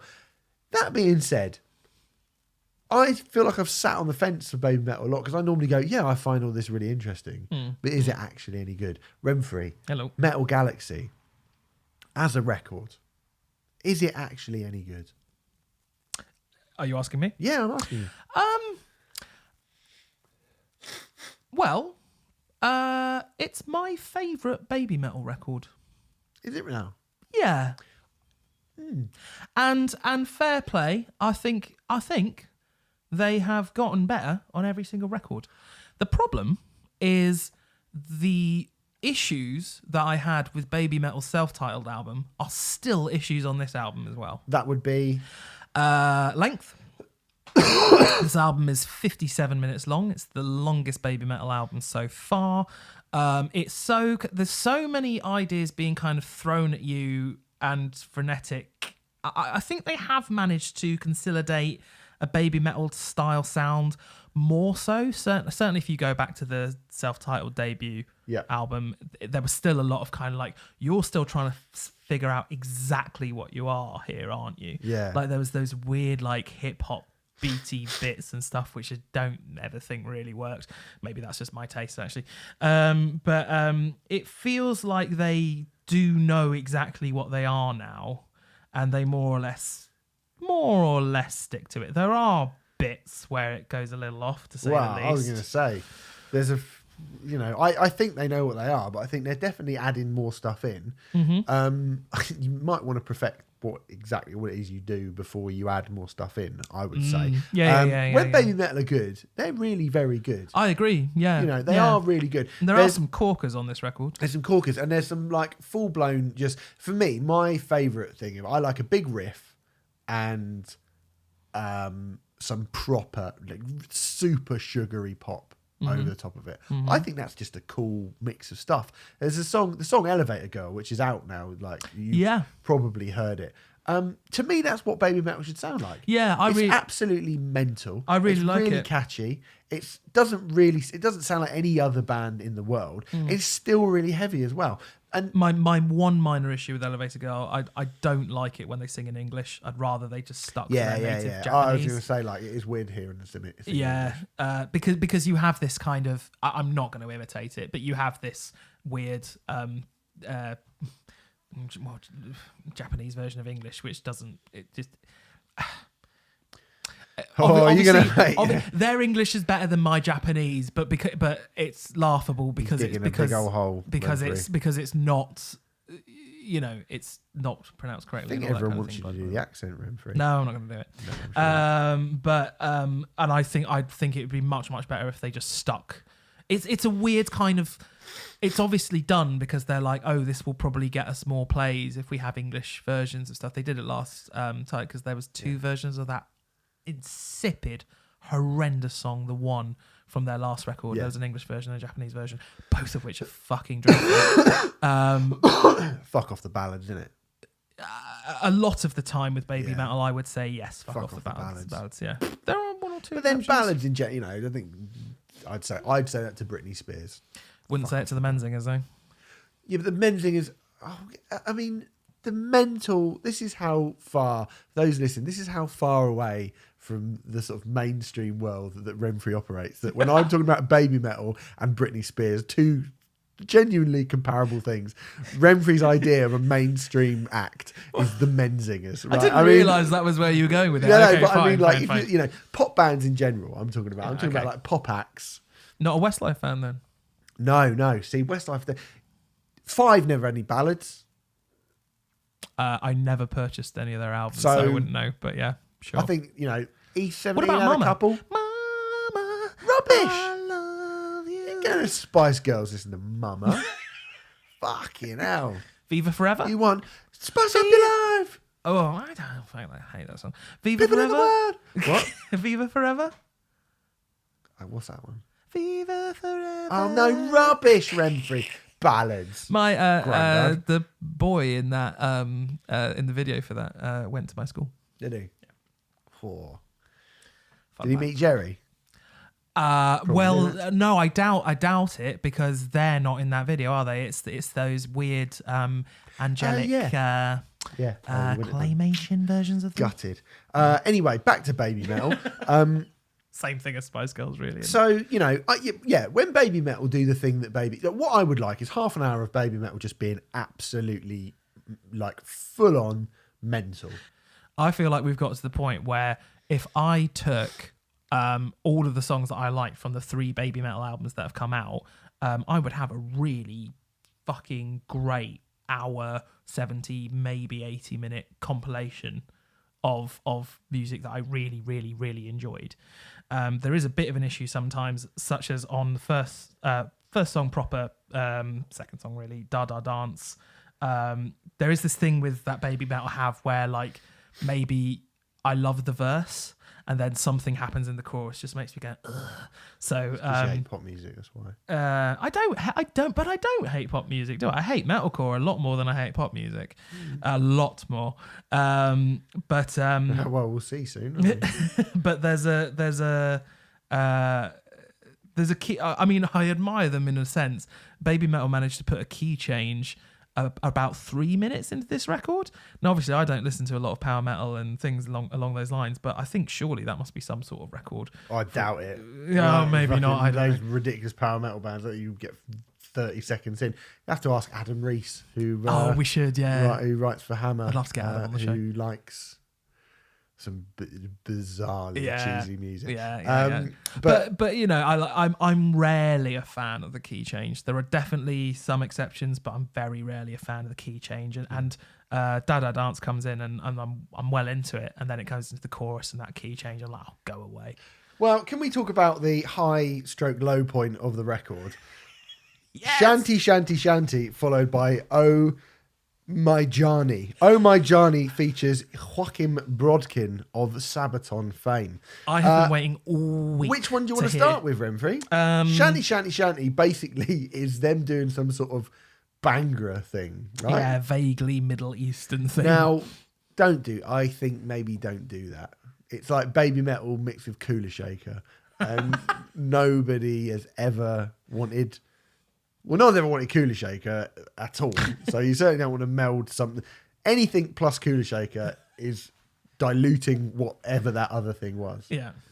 I mean... You're making it worse. I think you could take like Paul Joseph Watson plus Cooler Shaker and somehow it'd be worse. Yeah. Do you know what I mean? I do not share this viewpoint because I actually fucking hate this argument.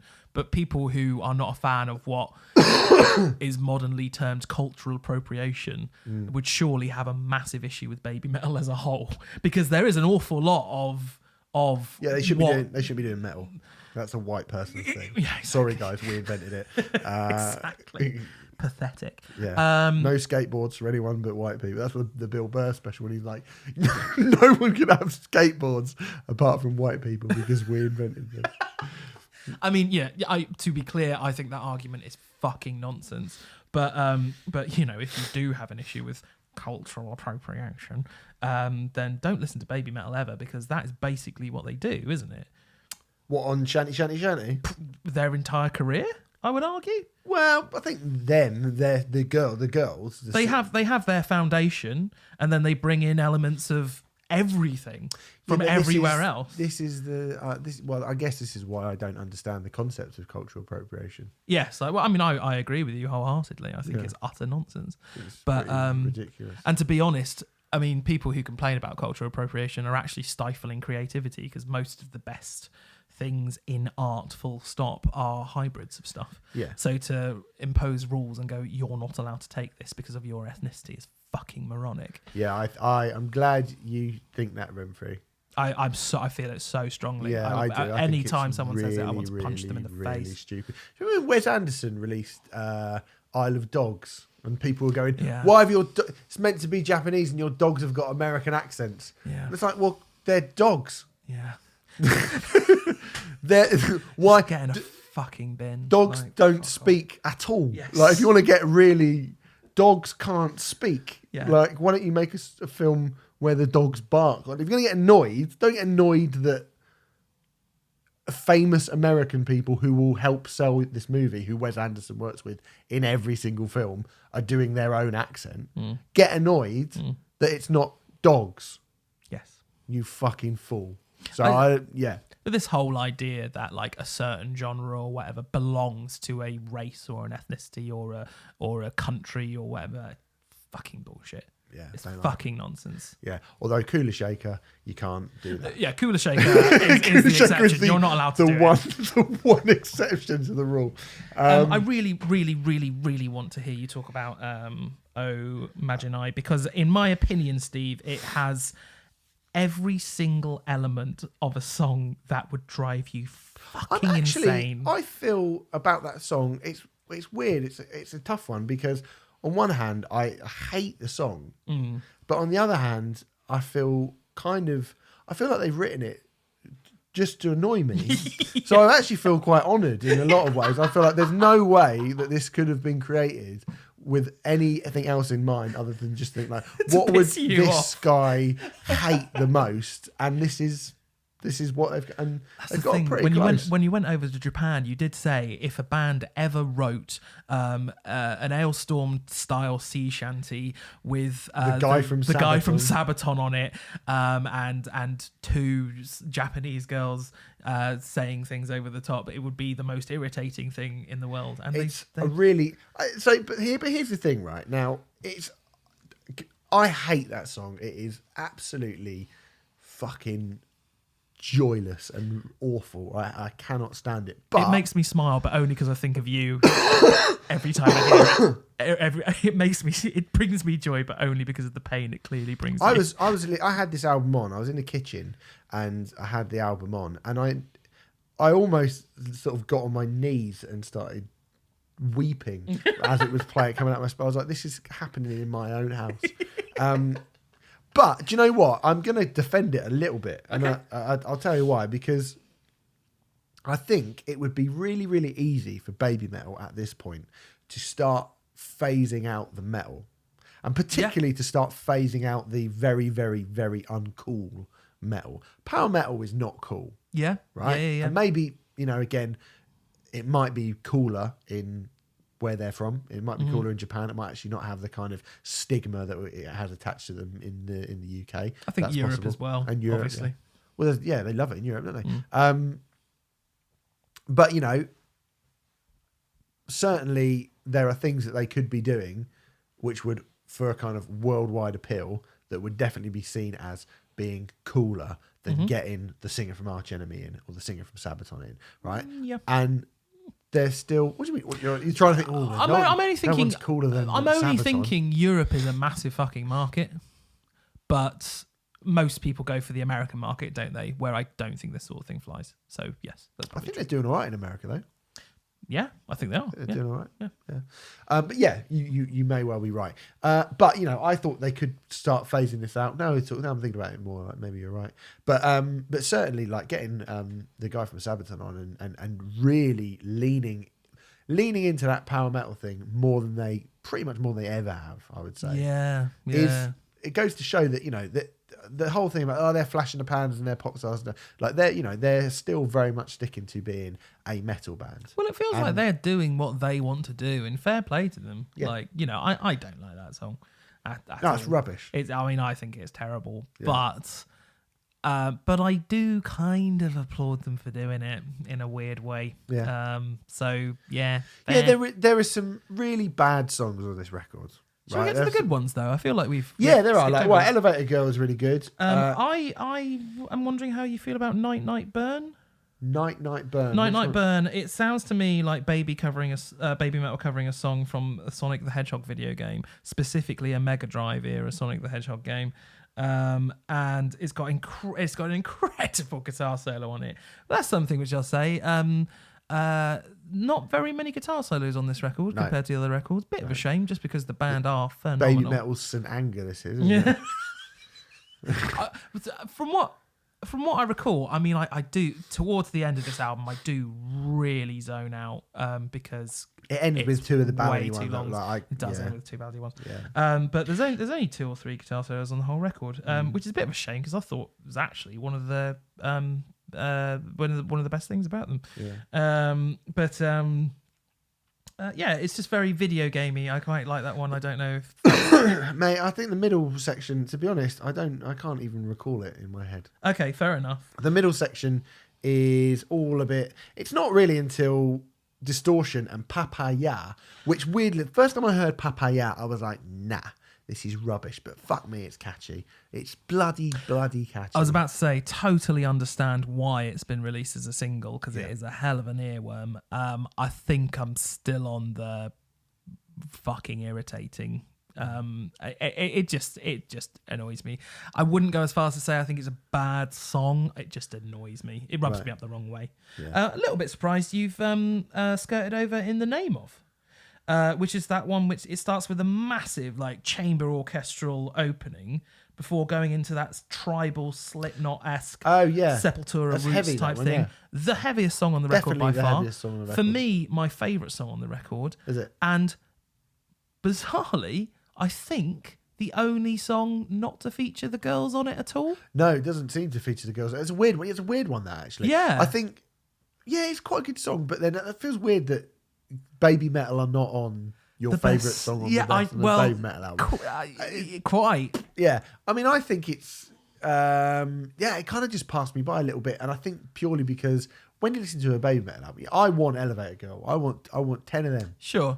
And you don't get that. Like, there's plenty of songs that are a bit like that, Slipknot. But it's cool. Like, again, it's one of those things where you go, good for you. You're not dialing down. You're not giving up on being a metal band. And so that's cool. Yeah. And I was into it. I think it's got some cool death metal vocals on it. I don't know who does them, but I think it's I think that's a good song. If I were making my aforementioned Baby Metal playlist thing, it would definitely be on there. Good. Definitely. Yeah. I mean, I don't know who you're going to send that to, but fine. But mate, overall, like, this is it probably is the best Baby Metal album. Yeah. I feel like Baby Metal, when I listen to Baby Metal, I get reminded of those, those people who say that, those people you encounter in life who say that they like a little bit of everything. I like a bit of everything, me. Yeah. I've got really varied and eclectic taste. And actually when you get down to the bottom of what that statement means, what it actually means is I'll listen to pretty much anything because I have absolutely no sense of quality whatsoever. Every time I listen to Baby Metal, it reminds me of those people. Yeah. And I think do you that's go to the those thing. people who are your favourite grindcore bands? Yeah, that's usually what I do ask, and they go, "Wait, what?" I like everything from Coldplay to Keane, usually. Fucking hell. That darling Renfrey slagging off Keane. Yeah, she loves it. Oh, for fuck's sake, we're gonna have words afterwards. She likes Keane. What? Guest appearance on the podcast. See if Again, you can defend that. 2 weeks running. Yeah, and it's too long, and it's incredibly hit and miss, as is every Baby Metal record. I'm a little bit surprised that Baby Metal don't stick to EPs, considering the pop nature of what they do. I'm surprised they release albums at all. They all do. All these bands, they go, let's fucking smash out a massive long 16-track album with loads and loads of tracks on it, and then we'll get streamed. The whole thing will get streamed on Spotify, and then that's how they make all our money. I think that's the what it thing. is, Renfrey. Obviously, we look at when we review an album, we review the album, but it's a weird one in this case because it's like, are the majority of Baby Metal fans gonna listen to Metal Galaxy as an album? And I don't know this for a fact, but I would wager probably not. Oh, I don't know. I think they've got quite a strong fan base. I think they've got quite an obsessive, hardcore fan base. I think they will. Yes, and I think that strong and obsessive fan base are those people who I talked about before, who I like a little bit of everything, but maybe have no quality control whatsoever. Yeah, maybe. I mean, they might just like a lot of them probably just like to dress up, and they like pictures, don't they?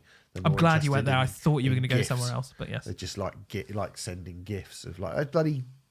I'm not comparing them to the BTS fucking army or whatever, but those people are off their head. You just sort of think, do you actually like music, or do you just like it's always, look at this nice haircut, like this sort of asexual boy band from Korea. This BTS army, have you seen it? Yes. I mean, I don't think the Baby Metal fans are anywhere near as bad as those people, because I don't think anyone is as bad as those people. No. I mean, there are people on Infowars who are nicer than those people. Mm-hmm. But there's people I admire more on The Apprentice than BTS fans. Love Alan Sugar. But anyway, look, I'm talking about the contestants. Right. This is a good Baby Metal record. I agree. But again, a good Baby Metal album that has the exact same issues with the previous two. Yeah, I think so. And I don't think they're ever going to change. And their fan base will be very happy to hear that, I'm sure. Yeah. But I feel like... do you think it's as good as the Nick Cave album? I think I'm going to need a little bit more time with it. No, of course it's not. That is utterly preposterous. Yeah, it is, yeah. And if just thought it was we should at least make that clear. Anyway, that's called Metal Galaxy. It's by Baby Metal, and it is out right now. Let's move on to our next band and our next album. It comes from the band Lightning Bolt. The album is called Sonic Citadel. It's the 7th album from the weirdo noise rock duo, coming off the back of 2015's Fantasy Empire album. Renfrey, this album's great. Yeah. That was quick. What's your relationship? Don't really with have Bolt? one. So Lightning Bolt, they're funny Lightning Bolt because they're a band who I heard about 5-6 years into their career, and it was a time when it's like way back in the day, because they've been going for about like 25 years. Yes, they have. Lightning Bolt. So it was probably so it was 97 or so that they formed, I think. Maybe it was a bit earlier. The debut album came out in about that time, but anyway, so maybe it was a bit more than 5 years. But anyway, it was around the time when I became familiar with Lightning Bolt, when there was all of the bands coming out. Do you know what I mean? Oh, right, yeah. So early 2000s. I kind of mistook Lightning Bolt for a Datsuns or a... Goodness. I don't want to say Jet, but, it'd be hilarious to think that you might think that those two bands have anything in common. So fuck it, I'm going to say Jet. Which obviously they're nothing like. And then when I learned a little bit more about them, to me, my vague impression was that they were much more of a kind of ATP band, and this was around the time where I was going uber metal, so I was getting right back into like heavy metal, Denim and Leather, like I was buying sort of Megadeth albums, and it was when sort of the Saxon back catalogue. Yes, I did buy some Saxon albums. Yeah, big time. Yeah, well, that's the time when I bought my Iron Maiden albums. Oh yeah. Lovely. So I didn't give them much of a time of day, but what I did, I always preferred the excellent Death from Above 1979, who again are singing bass and drums duo with a singing drummer. there's bar that there's not really much No, difference. no, but there was a few. Sorry, there's not much in common. No, there's not. But there. I don't think that's. I think Death or Above are. I don't think they're a noise rock act.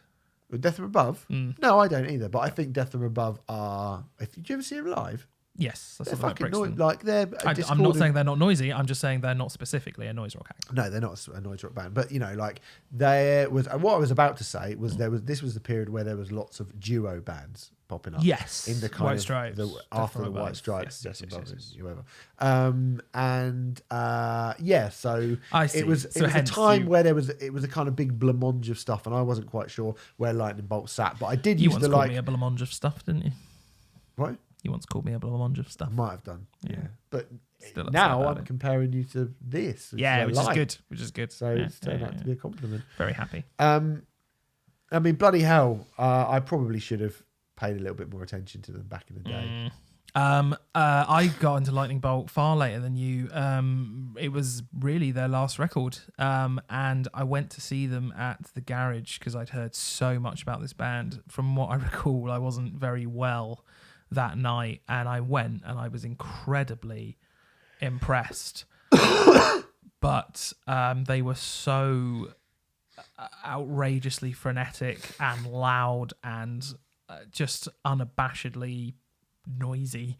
I had to leave early because I thought I was going to be physically sick. One of the few bands who've done that, Hello Conjurer. So yeah, I mean, Lightning Bolt are a really. I'm not into an awful lot of noise rock, if I'm honest, but I would say that Lightning Bolt are pretty much, when people say noise rock, Lightning Bolt are basically the band that I go, is it as good as Lightning Bolt? Because if it isn't, I'm not interested. Yeah.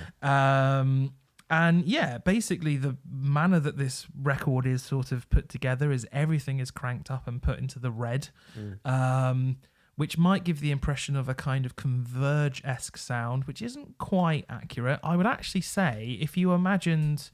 I'd say what's closer is if you imagined Queens of the Stone Age played by a two-piece, but produced in such a manner that literally everything is in the red.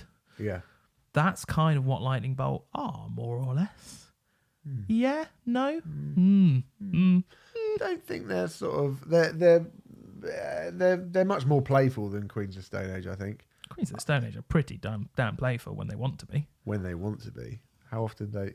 I suppose when I say Queens of the Stone Age, I think of early Queens. So Yeah. Okay. Yeah. That's probably a better shout. To be fair. Yeah. Okay. I mean, I still think this is way more. Obviously, this is way more frenetic. And yes, Queens of Stone Age ever funny? Do you know what I mean? Like, this is quite a funny album. No, not in the same way as Lightning Bolt. No, like, I see some comedy in a shopping list of drugs. Feel good hit of the summer. Yeah. But yeah. No. But it's not. Like, I don't think Queens of the Stone Age are po-faced. No, I don't either. But I think that this is. We used the word wacky last week, and it felt like a kind of a shameful thing to do. But I almost want to use it with this as well because they are like they're like.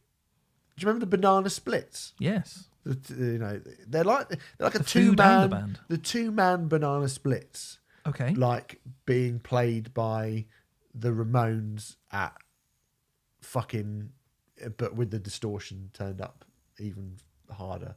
Like that's what it is. Okay. It's crazy. It's like it's wacky race. They're like a Hanna-Barbera cartoon that has signed to Discord.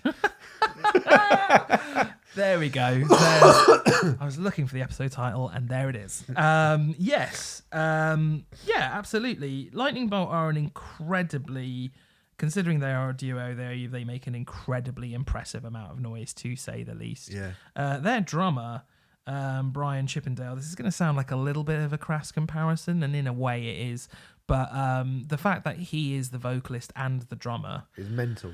is unbelievable, and immediately makes me think of Stephanie from Brutus. What I would say is I think Brian Chippendale is a better drummer than Stephanie, but Stephanie's probably a better vocalist. Definitely a better singer. Yeah, for A sure. better singer, yeah.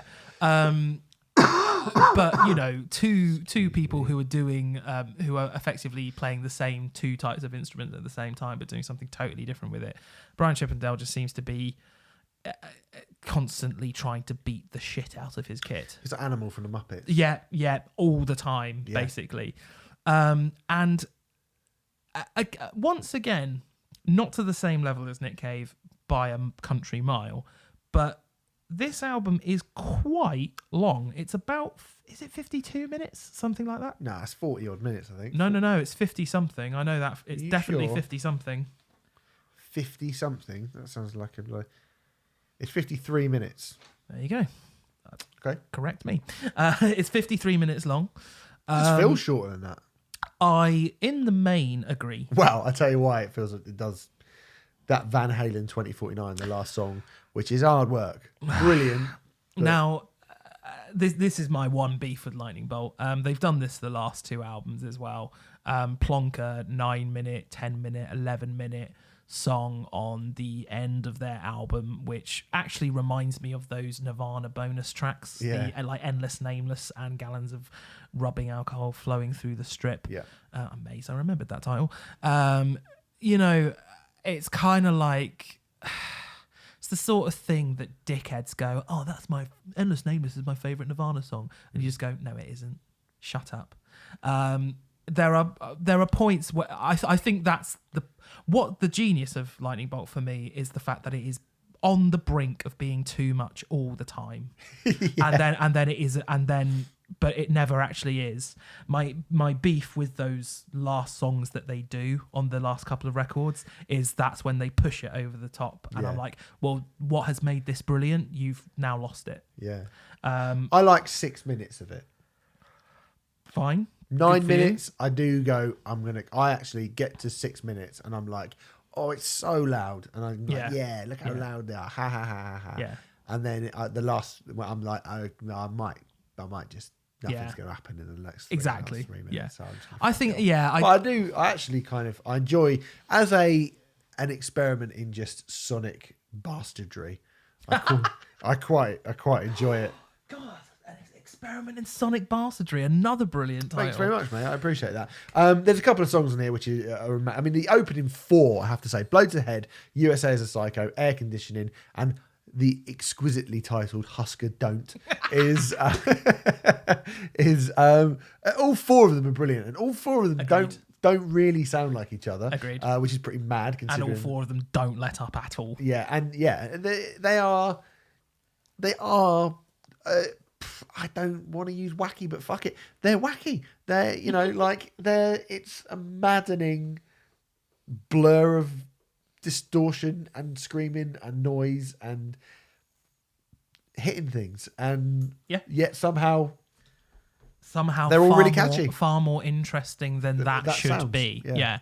And I was originally talking about how this album was 53 minutes and doesn't sound like it. And yes, bar that Van Halen 2049 record song, it is amazing that this album keeps me entertained for 42 minutes whilst really being on the same sonic plane. I think these songs are different. There's Don Henley in the Park, which is an instrumental, which is a kind of weird little, which is Beatles at their most psychedelic, but done in a noise rock style, which is cool. Great. It's really cool. But for the most part, this album is one level sonically, and I think it says a lot about Lightning Bolt that they do actually keep my interest for the first 10 tracks of the 11-track album. And that's, like I say, that's the genius of Lightning Bolt. Yeah. And again, I don't really know how they do it, but they do. No, I don't really. But they're good. They are really very, good. very good. And my God, I would recommend seeing them live as well. Come and see them live. They're doing like 2 or 3 nights at the Underworld. Okay, cool. Where they're like playing albums in full. I mean, they often, set up in the middle of the floor. Yeah. And, like being stood next to the drummer is a incredible experience. So there you go. I would strongly recommend seeing Lightning Bolt live. Yeah, I would like to do that. So that's Lightning Bolt. The album is called Sonic Citadel. It is out right now. We got one more before we do trade off, and then we're going to get out of here. Our last release comes from Can't Swim. It is the foreign language EP. It is, well, I mean, we've spoken about Can't Swim a few times. I think their second album came out last year? Last year. It was called Late This last Too year. Won't Pass. We were both very, very keen on it. Yeah, there's they're- a sort of, up to this point, I mean, we're going to have a probably little spat about this, but they're the kind of one of those heartland rock bands, but a really bratty, Yeah. angry version They of... managed to get to me, that they get in the middle of Alkaline Trio and Gaslight Anthem. Yeah, that's really good. That's a very good shout, actually. Yeah. I adore, I think you're the same. I adore this band. I think they're they're absolutely great. amazing. They're 4 years old, this band. Yeah. And it is absolutely stunning, the amount of material they keep wanging out, and B, the quality of it. It's just really, really good. In my opinion, this is no exception. I really like it. In fact, I was going as far as to say this is one of my favourite things that Can't Swim have released. This is a short, sharp, 6-track, 12-minute... Is it 6 tracks? It is 6 tracks. 6-track, 11 minutes and 48 second EP, which showcases the heavier, more what I would call post-hardcore edge Metalcore. of the band. But we had a brief conversation before recording, whilst we were setting up, that you think this is a metalcore EP. Yep. 100 EPs. This is pure stomping. This is like terror. This is, what did I write down? This is obnoxious. Definitely hardcore. obnoxious. Definitely obnoxious hardcore. It's proper stompy. I'd agree it's crunchy, obnoxious hardcore. I don't see where the metal is. There's barely any metal in this. Well, I think that there's, when you talk about, like, you know, some of the modern sounding production techniques, I think that gives you a modern metalcore feel to most of this. I actually have written down, there's a song called Filthy Rich, and it's like Brilliant song. like Limp Bizkit gone metalcore. And Sour features a geezer from Stray from the Path in it. Stray from the Path, again, a band who, yeah, you could go, they're not strictly a metalcore band, but they're certainly very, very heavy. And this is a pure, you know, it's not metalcore as in, like, you know, This is a heavy EP. Absolutely. I don't really think it's a heavy. metalcore EP. I just do not see where you're coming from at all. Hardcore, absolutely. Post-hardcore, absolutely. Metalcore, where's the metal? I don't think there's any metal in this. big riffs, isn't it? There's big riffs, but you can have big riffs without being metal. Queens of the Stone Age have big riffs. They're not a metal band. Yeah, but they're different sort of riffs, aren't they? They're not like, these aren't metal riffs. No, maybe not. At last, good, right. So But, we gang both agree that vocals. it's not a metal. Yeah. Oh, okay. Yeah, Gallows have gang vocals. They're not a metalcore band. No, they're not. But it is. It's Hold on. Speaking of, really quickly, this is a diversion, but I've just remembered I saw the final part of that punk documentary, which you've been talking about on Sky Arts. But this is just remind me in terms of being pedantic about genres. The final part of that punk documentary, and this is going back to episode 0, wangs on about Nirvana for a good 10 minutes. Yeah, I know it does. And if a punk documentary executively produced by Godfather of Punk, Iggy Pop, says that Nirvana are a punk band, then Nirvana are a punk band. Well, Thank hold you. on a second. No one ever argued that Nirvana didn't come through the punk scene. Nobody at any point did I deny Nirvana's link or roots within punk rock at No. any point. No, but they're a punk band. Well, Can't believe we're going back think to an they're- argument which started I 18 think months they're- ago. I still think they're a rock, but they are so much broader than punk rock. Iggy Pop disagrees. Iggy Anyway, Pop does not disagree. That is the most well-trodden fucking path. That is what I had one of the many things that I had a problem with on that bloody. Anyway, I'm not getting into that. Anyway, yeah, you're right. I was mucking around, to be fair. This isn't really a metalcore, but it is definitely. you were mucking around. Yeah, me. before we started it, I was going to go, haha, Renfrew likes metalcore, and then see you kick off. But really, it's more of it is a hardcore EP, but it's definitely a super obnoxious. Absolutely. Like, really Yeah. kind of gruff, nasty, and Brilliantly obnoxious. yeah, it's very good. There's a line on Filthy Rich, we're relatives but we can't relate. I'm nothing like you and I never will be. Degenerate. Brilliant. And you wouldn't have expected that from Can't Swim, because normally they're... What I would say is in the past they have had 20% to 20 to 80, the 20% being that kind of aggro thing. Yeah. But with this, I reckon it's more 50-50. And I love that they're going, let's just do an EP of our really heavy shit.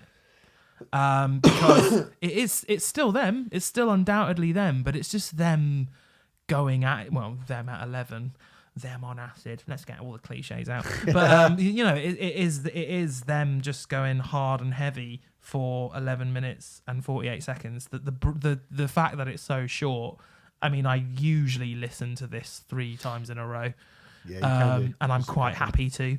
It's a fun little stopgap EP. I like it. Yeah, and I like this. I like this whole idea. You know, as I said, Can't Swim, 4 years old. Literally since they formed, 4 years old, and they've got 2 EPs and 2 albums now, and nothing they've released is bad. Yeah. The weakest thing they've released is their debut EP, Death Deserves a Name, and it's very good. Yeah. So there you go. Great band. That is Foreign Language EP by Can't Swim. Let's finish the show, Renfrey, with Trade Off. Last week, I gave you Livestock by Roy Buchanan. That is the first live album from the Arkansas-born guitar hero from 1974. I'm going to give you... I thought it was 5. Pageantry. I'm not sure. Okay, I think it's... No, I'm not even going to bother looking it up. Fuck it, I am going to look it up, actually. Doesn't matter, but, you know, fuck it. It was recorded in 1974. Oh, okay. It was released in 1974. Fine. So, do you want a little bit of backstory as to why I gave you this? Yes, I would, because very quickly, immensely enjoyed this, but don't really know why. Right, okay. So, as you know, Renfrey, and I'm about to tell you, dear listener at home. So, I went to South Carolina recently. Yeah. And I met my girlfriend, who's in the other room. Aren't you, darling? I'm not going to keep on doing this every week, but so I met her parents, and I hope they would listen to this. Hello, Johnston family, if you are listening. And they obviously knew that I was. We got chatting about music and whatnot, and Emily's dad is like a really big music fan. I think I went down and had a little flick through his record collection, and he's got some things which maybe haven't the sort of things that I think will probably make sense. Having been out to South Carolina, which is lovely, by the way, like if you ever get the chance, it's lovely. And I'm going with Emily next week.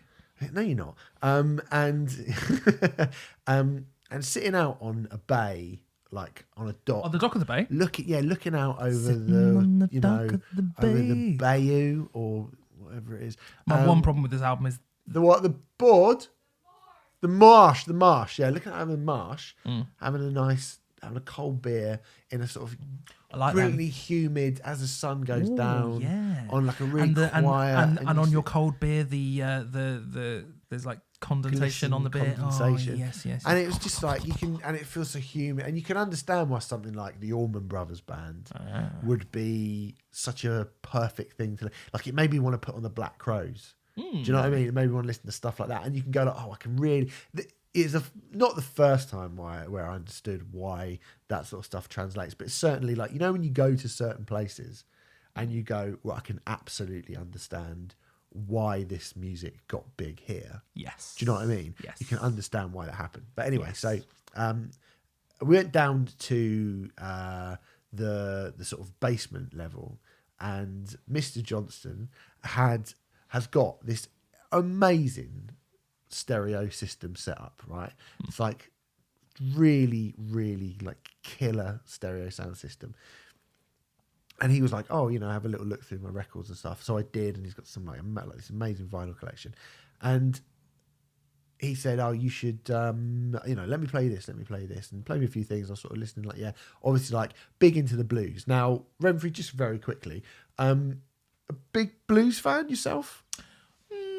I wouldn't say I regularly listen to the blues, but then at the same time, considering the music, it's impossible to not like the blues. Really, almost every album that we cover every week has grounding some in debt the blues. to the blues. Yes, so absolutely. to a degree, you kind of can't not like the blues. Yeah. But in terms of the actual genre itself, I rarely put on, I don't know, a Muddy Waters record or a BB King record or anything I like that. used to listen to it a lot when I was. My mum was really, really big fan of the blues. Like really big fan of the blues. Sister Rosetta Tharpe, and you mentioned Muddy Waters, BB King. She loved BB King. Yep. And actually some of the stuff that I like from like Rattle and Hum by U2, you know, Definitely. is a record that Yep. like really made me, you know, give me a proper early appreciation of the blues. Yeah, which when is, seems like quite an odd thing to say. Yeah, That's the BB King. Yeah, definitely. But anyway, so we were listening to these records, and Mr. Johnson said to me, "You should listen to this guy, Roy Buchanan." He said he's a really, really interesting dude. I'd never heard of him before. I'd never heard of him. Oh, you hadn't heard of it? Hadn't even heard of him before, right? So, you know, Raised eyebrows. right. Oh, so you have. Presumably. Oh, yeah. Right. Okay. Cool. And I was listening along, and I was like, "Oh yeah, you know, it's a blues guitarist, cool." Mm-hmm. But then suddenly he started doing things that made me go, "Oh my god!" Like, oh my, when was it? And I was like, when was this recorded? 1974. Oh my god! Are you serious? Are you referring to little metalisms that he throws in? Yeah, Tom Morello-isms. Yeah, almost. Yeah. No, totally. Yeah. And this is why I've heard of Roy Buchanan, because Right, I've heard this rhetoric before, but it's absolutely true. Yeah.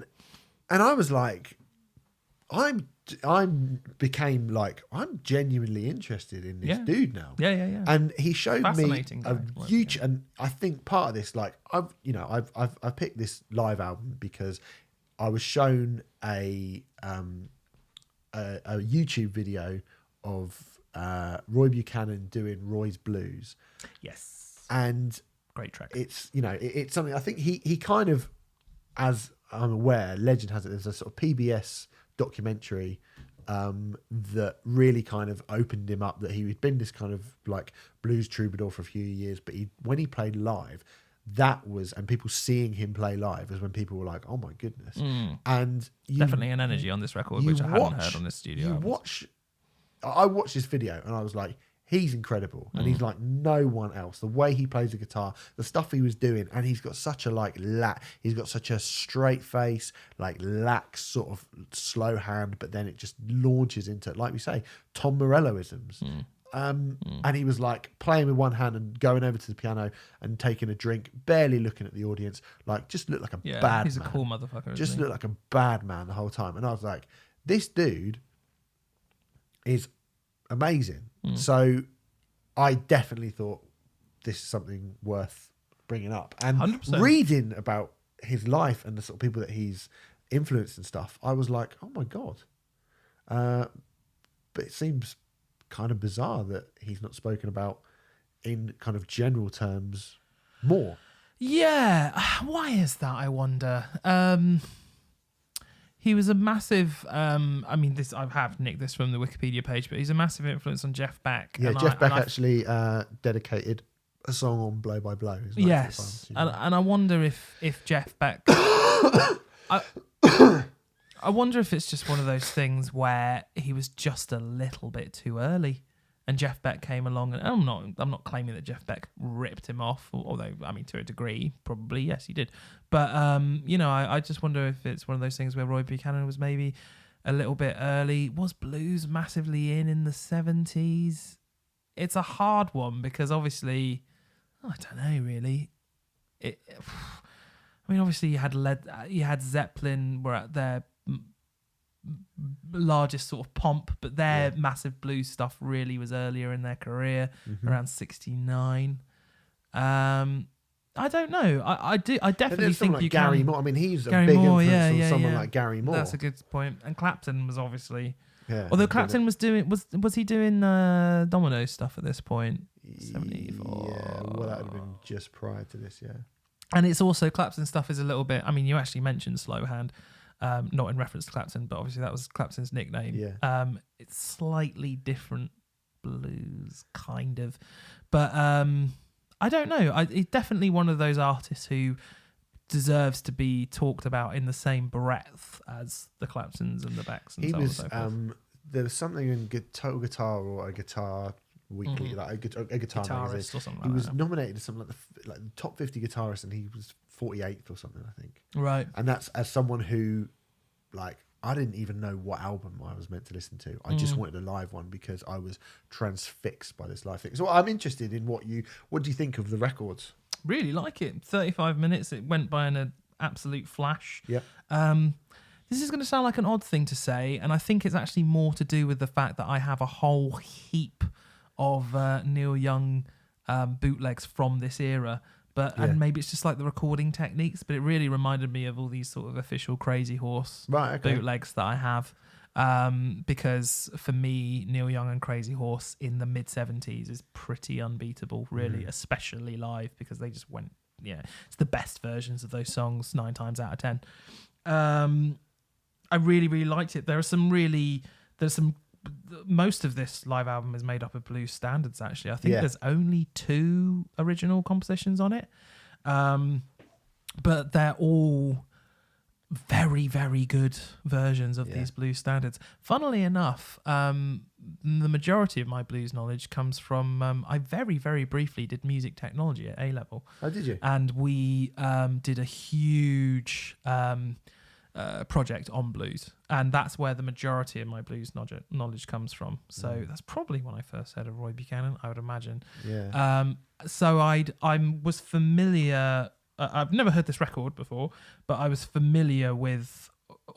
It felt like I was familiar with almost all of the songs on it because I'd heard different versions of them.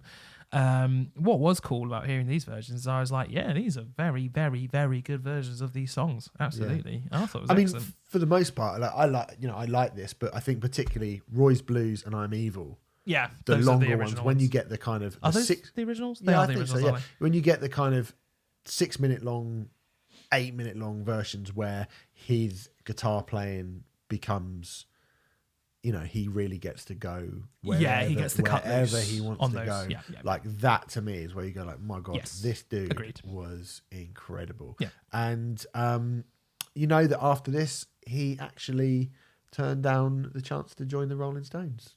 I did not know that. So he turned down the chance to join the Stones. So this documentary came out. So basically, from what I can tell, is he had made a bunch of albums from the kind of late 60s, and he'd been playing from kind of the late 60s up until this point, 1974. This PBS show comes out. John Lennon sees it, and John Lennon goes, "This guy's really great." And lots of people then start going, "Oh, okay, all right, yeah." And Jeff Beck's like, "Oh, this guy's really great." And a lot of very prominent musicians at the time start giving their props to Roy Buchanan. So the Stones approach him, but he had quite a notorious alcohol problem, Right. and he didn't want to join a collective that would kind of Exacerbate that. yeah. Oh. So he turned down the Stones because he didn't want Right. to be put in that situation. And it kind of meant that he spent the rest of his career just being a kind of cult figure. And he's got... Could have saved his life, though. Yeah. Well, this is the thing. He died in 1988. He was arrested after being intoxicated and disorderly after a domestic dispute. And he was found hanged in his own prison cell by his own shirt. Oh, wow. Okay, I didn't know that. Wow. So he was a sort of tortured and difficult artist. Apparently he was, again, one of the reasons for not wanting to join the Stones is to kind of maintain his privacy, to, be kind of left alone, I think. And when you look at the people, like I just went through a bunch of stuff trying to, when he died, like looking at tributes to him, there's Jeff Beck and the Rolling Stones, Dave Gilmour, Jerry Garcia, Mick Ronson, Gary Moore. Yeah. Like the big Yeah. dudes Yeah. all came out and said how influential he was, how great he was, how amazing his tone was. Yeah. And Yes, he actually, that's kind a of- great shout. His tone is unbelievable. Yeah. On these I records. mean, that in 1974. Yeah. And he kind of, he's sort of not, I think he's known for being someone who helped to kind of define that Telecaster sound. Yeah. So just an interesting, like a kind of an untold interesting story from a bygone era. Feels like there's a documentary in there, doesn't Yeah. it? I don't know if there is one or not. If there is, get in contact with us. But it does feel like there's a documentary in there. Well, I think if you're a fan of the blues, I think this will appeal to a certain select group of people who listen to the show. If you are a fan, if you do have time for that kind of proper, early blues, but you want something, because it sounds contemporary, and there's many points in it where he makes it sound like, I think Tom Morello is one of the best. I mean, I don't know if you want to chuck in any other kind of contemporary like sounds that you think, because to me, that stuff that Tom Morello does, that kind of hitting and picking and changing the tone, like he does stuff like that. I've never heard. People were saying that was new in 1992. This is 1974. Yeah. I mean, to give Morello some credit, I think he took that and pushed it way further. He Van Halen'd it, and I think the work that Morello did with the whammy pedal as well is a lot of that kind of thing, which isn't what Buchanan's doing. Yeah. But I can definitely see the Tom Morello thing. I do see a very obviously Sabbath had released some records at this point, but I think if you like early Sabbath records, you can get a lot out of Roy Buchanan. Yeah, definitely. And things along those lines. Mate, I don't. Do you think Neil Young is totally off? No, I don't. I think certainly with Crazy Horse. Yeah, I think there's a Neil Young is a lot of bleed outside. Yes, there it is. That's what it is. And that's definitely on here. But it's cool. So I think it's. I really enjoyed it. Yeah, it's weird. I feel like I've not had an awful lot to say about it, apart from it is a great blues. It's just a really great blues. It's just a really cool blues album. Yeah, he's just a really he's a very interesting dude. I know I did most of the talking that, but thank you very much, Mr. Johnston, for turning me on to Roy Buchanan. Appreciate that. I'm going to bring him a Black Dahlia Murder album. What an exchange! Yeah, it'd be nice. What an exchange. Renfrew, let's move on to what you gave me. You gave me Clint Mansell. The Fountain original soundtrack. The original soundtrack to the 2006 Darren Aronofsky movie, The Fountain, starring Hugh Jackman and Rachel Weisz. 3 storylines involving immortality and the resulting loves lost. Have you seen this film? I haven't seen this film. So this is what I was going to say, actually. I like Darren Aronofsky, but some people fucking love Darren Aronofsky, don't they? Oh, yeah. There he is. Hello. I like Pie.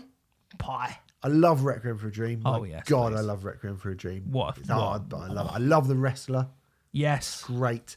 I like Mother. Mother's very good. Do you know what? I think it's very weird, but it's literally picked up Mother on Blu-ray the other day, and I've still not seen it. But mate, that's hard work. I've heard it's hard work. It alienated a lot of people. Well, I talked about being shocked in the cinema with the Joker. That's a different sort of shock. But Mother was one of the only times I've been in the cinema. People would leave. I've never seen people leave during a film before, but people were leaving during Mother.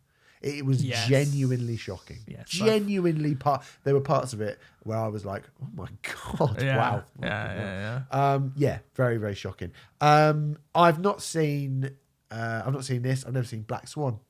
Oh, mate, Black Swan's incredible. I tried watching Noah as well. Nah, not for me. I think Noah is a very interesting film, but not necessarily a good one. No, but yes. So anyway, Darren Aronofsky, one of the, I'd say along with kind of Christopher Nolan.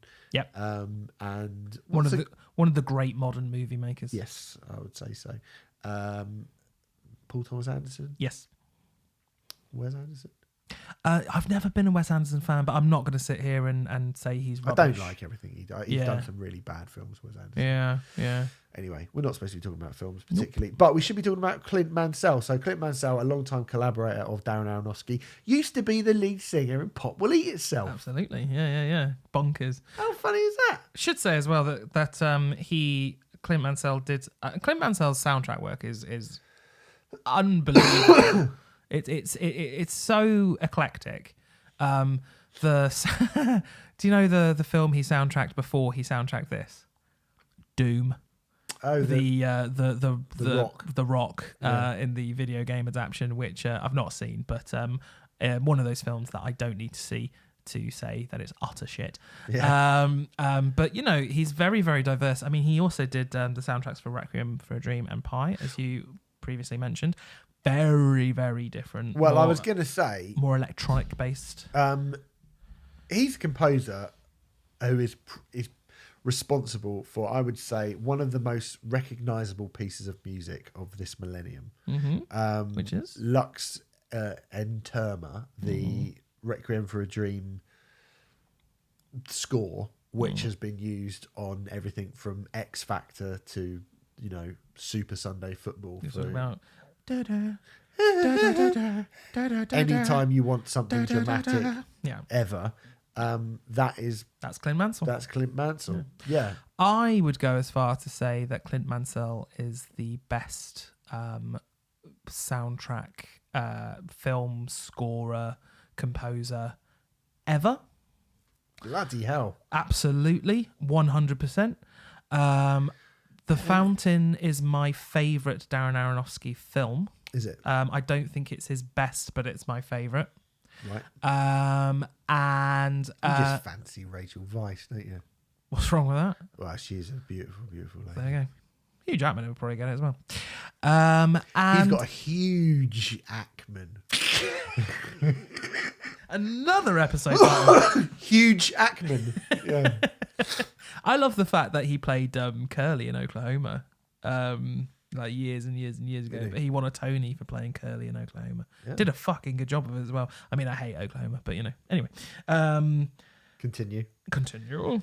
And this is my favourite soundtrack of all time. I think Is it's it? an absolute masterpiece. Right. Okay. Soundtracks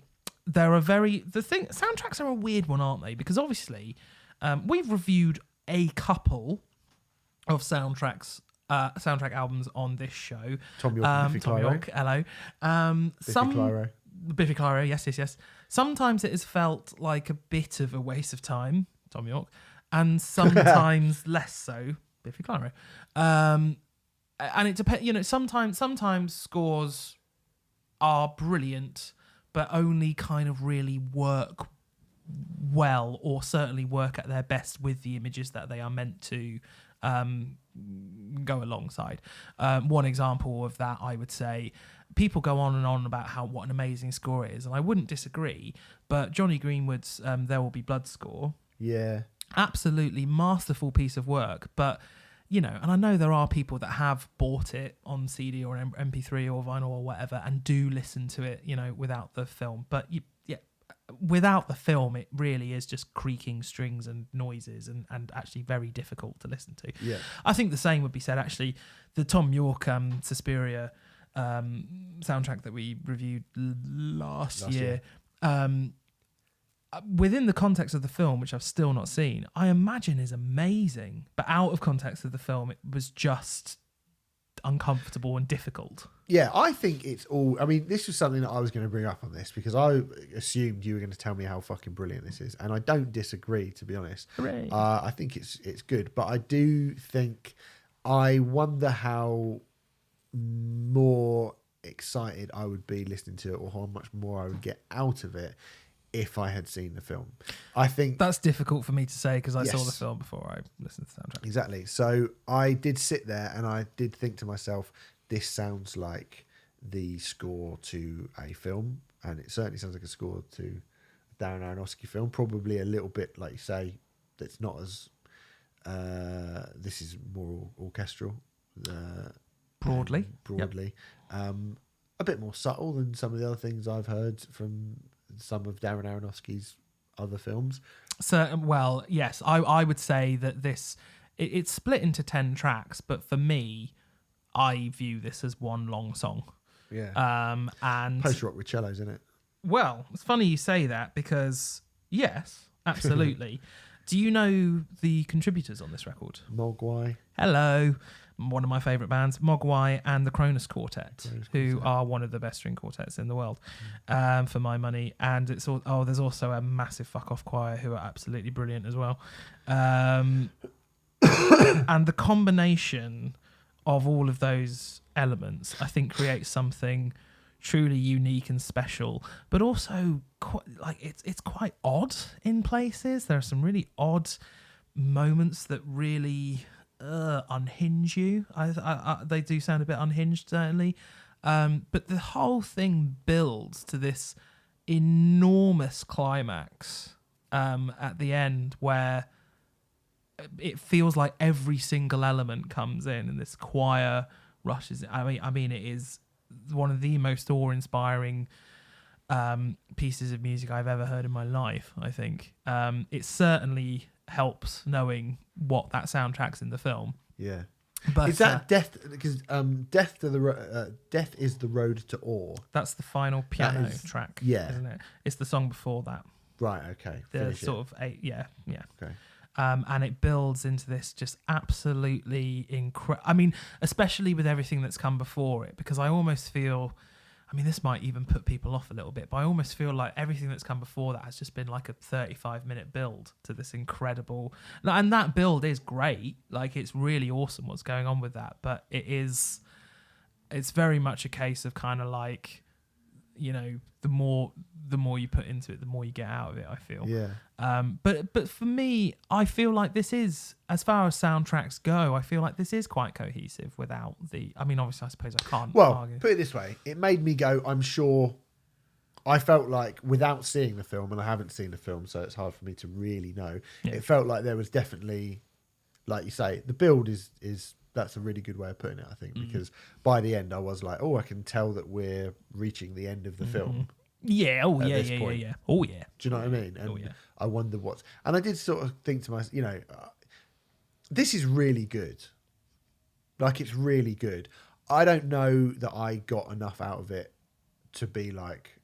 It made me want to watch the film, basically. No, but that's good. Yeah, it is good. Yeah, that's good. And I think I recognised Tree of Life as well. That felt really recognisable to me. Yeah, I'm not sure where from, but I felt like I'd heard that. I'm sure that, well, bits of this soundtrack have definitely been used on... we talked about this with Agnes Obel, you know, they've definitely been used to soundtrack various bits and pieces. Yeah, over the but years. I think what I was sort of most impressed by was, like I say, the kind of the post-rock with cellos, if you like. Yeah.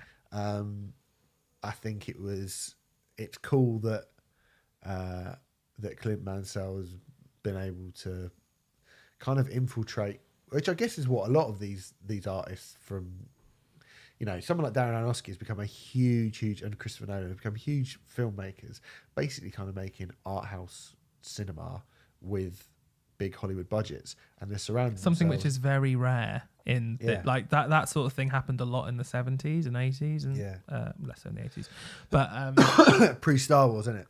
Well, yeah. I mean, I'm a big fan of the original Star Wars trilogy, but yeah, there is an argument to say that Star Wars came along and kind of ruined that style of Hollywood filmmaking. But yeah, people like Aronofsky and Nolan, as you say, are kind of reviving. I don't know if reviving is the right word, but carrying that torch, I think. Yeah, for sure. And it means they surround themselves with people who can create scores and visuals and cinematography and, you know, ideas that are total anathema to your average sort of mainstream cinema goer or music fan.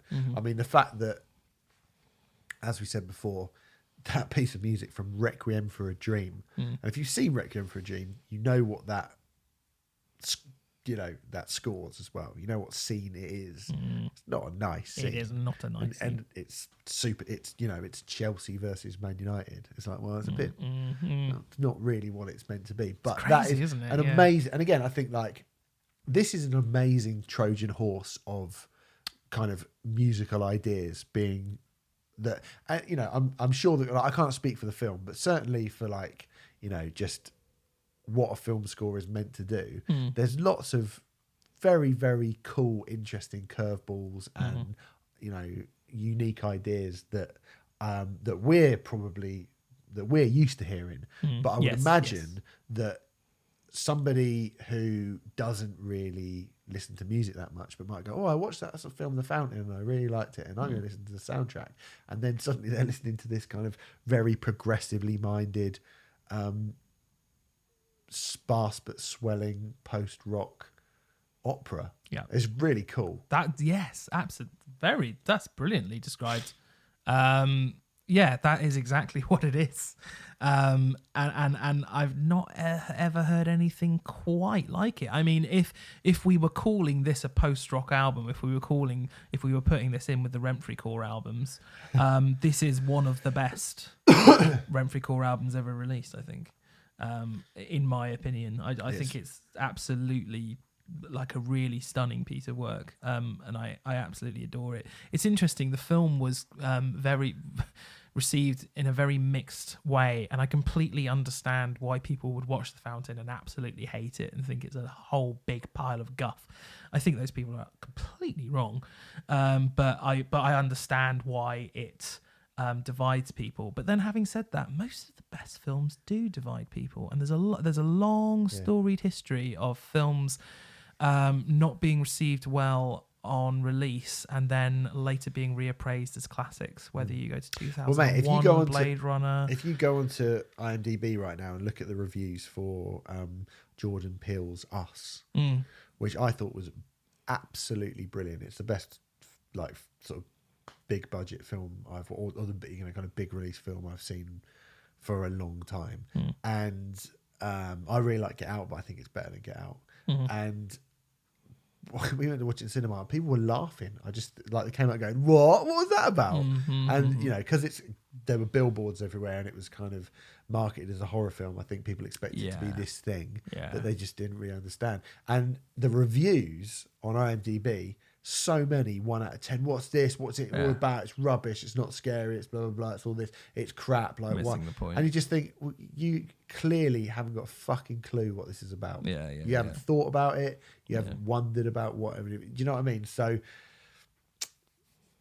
I mean, if that was a tiny little art house film that hardly anyone got to see, and it was marketed solely to those people, it would probably have an amazing score on IMDb. Yeah. But because it's going out to, fucking plebs. Yeah. Yes. No, well, yes. They're all like, Yeah. where's the monster?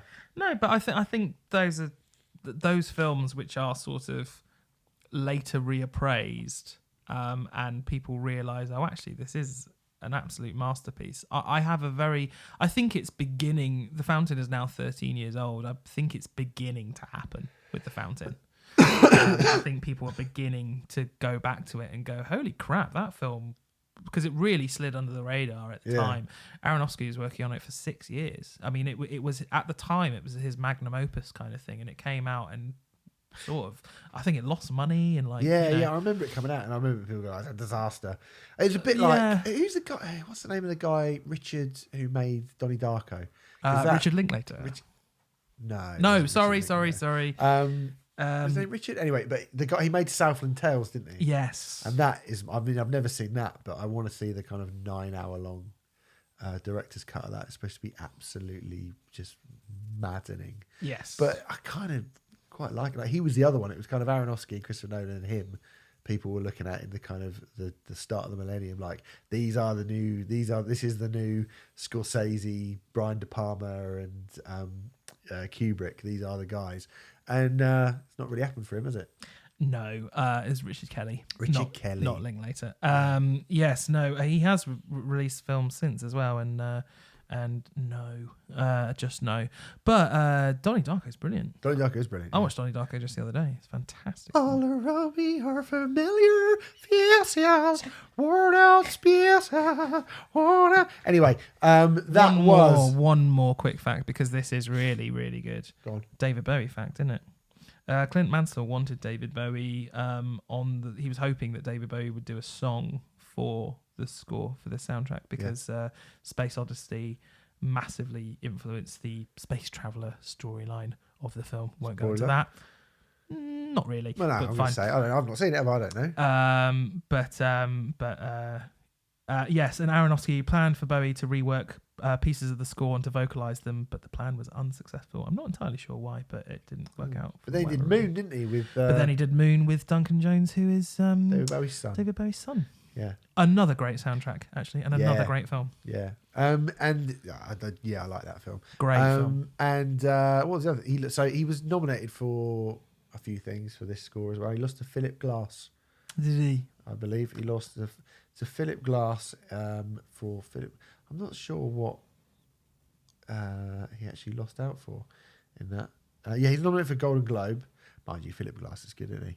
There's no disrespect. I mean, in that. yeah, I'm not going to diss Philip Glass, but, as I've made my feelings clear You have. on this.